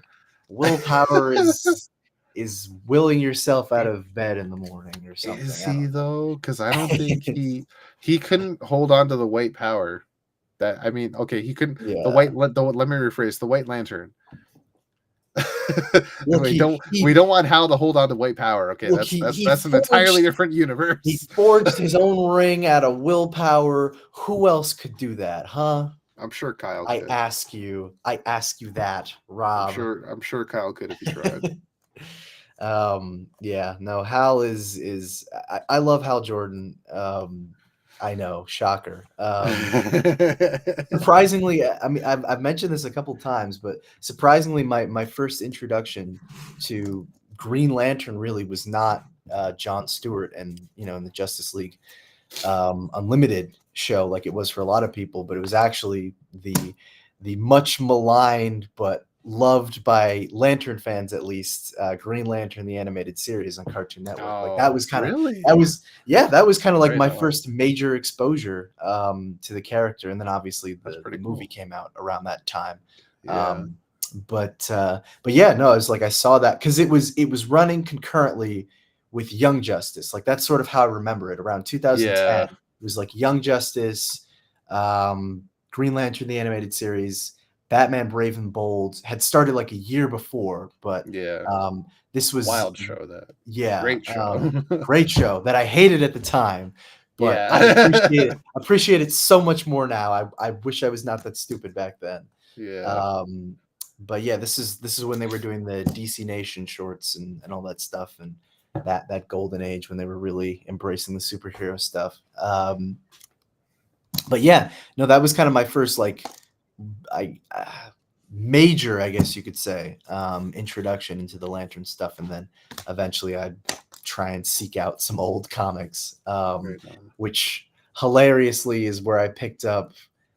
I don't even remember what issue it was, but it was the one where they're trying to find Alan Scott in the '90s series of Green Oh, okay. Lantern, and that was weirdly enough that was like the first issue of Green Lantern I ever owned, and it was like so honestly like not counting the author, great issue to pick up because it introduced me to everyone, with the exception of Kyle who hadn't been created yet. Right.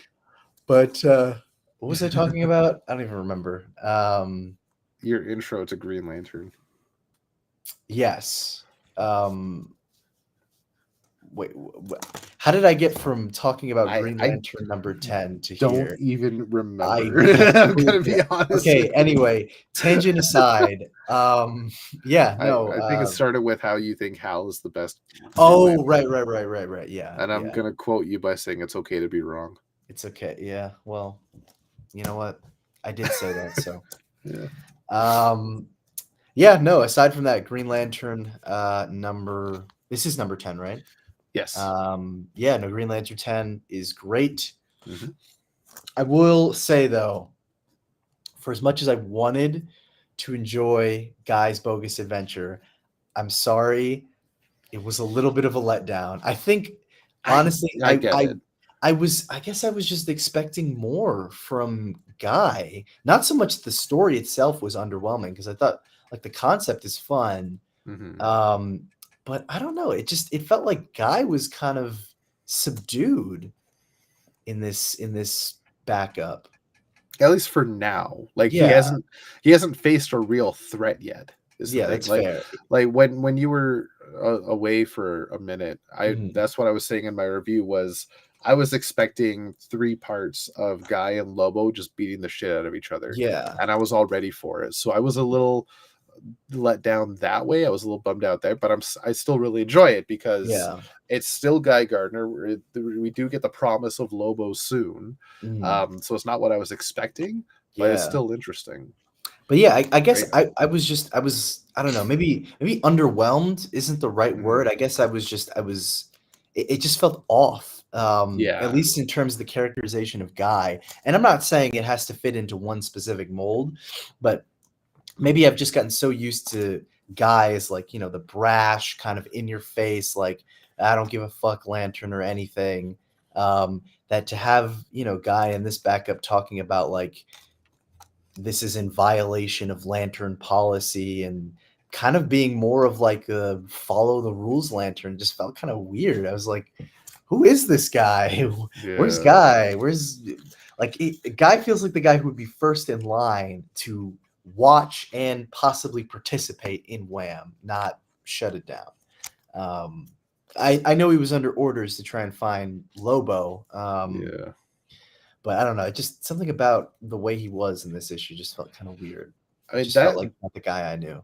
that whole thing, like, Guy does have those moments where he's brash and unpredictable, but there was a lot of character growth for him since Rebirth, Oh leading yeah, up no to doubt, no doubt. Talon Pals, where he really got into the police work side of being a Lantern. Yeah, Even down to the New 52, he had a whole undercover mission in the Red Lanterns. Like, yeah. So, like, I didn't see it so off where he was quoting like lantern laws and whatnot, because I've seen him do that before. Yeah. Right. I get it feels off for Guy Gardner, but there are moments where he's like, I'm here to do a job. Yeah. As much as I think this would be fun, I got a job to do. I'm here for this guy. And if you're not going to let me take him, well, I'm just going to arrest you all. Yeah. Right. Like, he's still doing cop work in his way. Right. Yeah. I think I just have some residual impression of Guy from Emerald Warriors as the no fucks given. That book was crazy. You have and the right to remain silent while I kick your ass. Yeah, like, oh my! I was waiting for something one like of my that, all-time favorite Guy Gardner moments, or a line that will live rent free in my brain forever. Kiss me, you red bitch. I say this now, even though I probably will forget it, but whoever I marry, I want to say that as I propose. I probably won't, because like I would get rejected, but like they just that line and like the expression in their faces was just perfect. And I sent that in the Discord because I was like, you guys, you need to see this if you haven't seen it already. I don't remember you sending that. I sent like a couple of images because I was reading it while I was on vacation, and I didn't really say anything more than just "oh Guy" with like an ellipse after that. Oh, okay. Yeah. This wasn't recent though, right? No, this was a couple months ago. Oh, okay. Yeah. Yeah. We need to talk about Emerald Warriors more, because there's a lot. God, yeah. There's a lot to talk. It was only 13 issues, but it was fantastic. Yeah. Well, honestly, I mean, there's a lot to talk about in terms of Guy, but like I want to talk about what the fuck was going on with Yat. Jesus. In Emerald Warriors? In Emerald Warriors, yeah. Sodom Yat becomes like a cult leader, basically. Oh, that's when that happened. Yeah, and I was like, what is happening? Yeah, that was some messed up stuff. I mean, it was interesting, but I'm just like, you were like Mr. Diehard Green Lantern Corps. Like I'm ride or die with the Corps. I'll defend them with my life. And now he's like, fuck the Corps. I'm gonna lead my Daxamite followers to do whatever I want. Yes, they really killed Sodom Yat.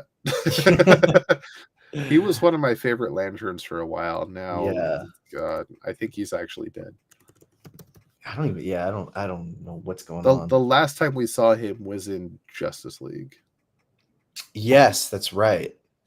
And I don't even remember if he died. Way out of left field. Yeah. He wasn't even a lantern at that point. He was like he just crashed king of the Earth. Daxamites or something. Yeah. It was fucking weird. Yeah.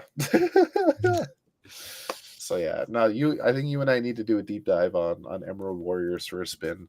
Oh yes, absolutely. I can see if I can get the full trade on that. I think I have like half the run in a trade. I think I need to get like the full thing. Yeah, well, it's kind of weird because the first 7 issues are collected in one trade, and then there's like a couple of issues that are collected as part of War of the Lanterns. The tie-ins there. And then I think like the last 2 or 3 issues, I don't even know if those have been collected because those are kind of like one and done stories. Yeah. They probably haven't. Which is a shame. Yeah. Because that issue with Batman is like amazing. Yeah, no, that was a fun one. Yeah. Let's see what I can find there. Anyway, How the hell do you spell emerald? Holy shit. Yes. So with that, I guess we'll get into our top 3 and favorite moments. All If you right. had one. Do you want to go first? Sure. At number 3 for this week, I have I did not write it down, so now I gotta kind of come up with it on the fly. At number 3, I have Batman and Robin number 8. At number 2, Outsiders number 6, and number 1, I'm gonna give to Green Lantern number 10. But surprisingly, my favorite moment for this week comes from none of those books. It actually comes from Action Comics number 1064. Uh, should I say it here You or could go for it. okay? Well, Gives it's people a pretty tease.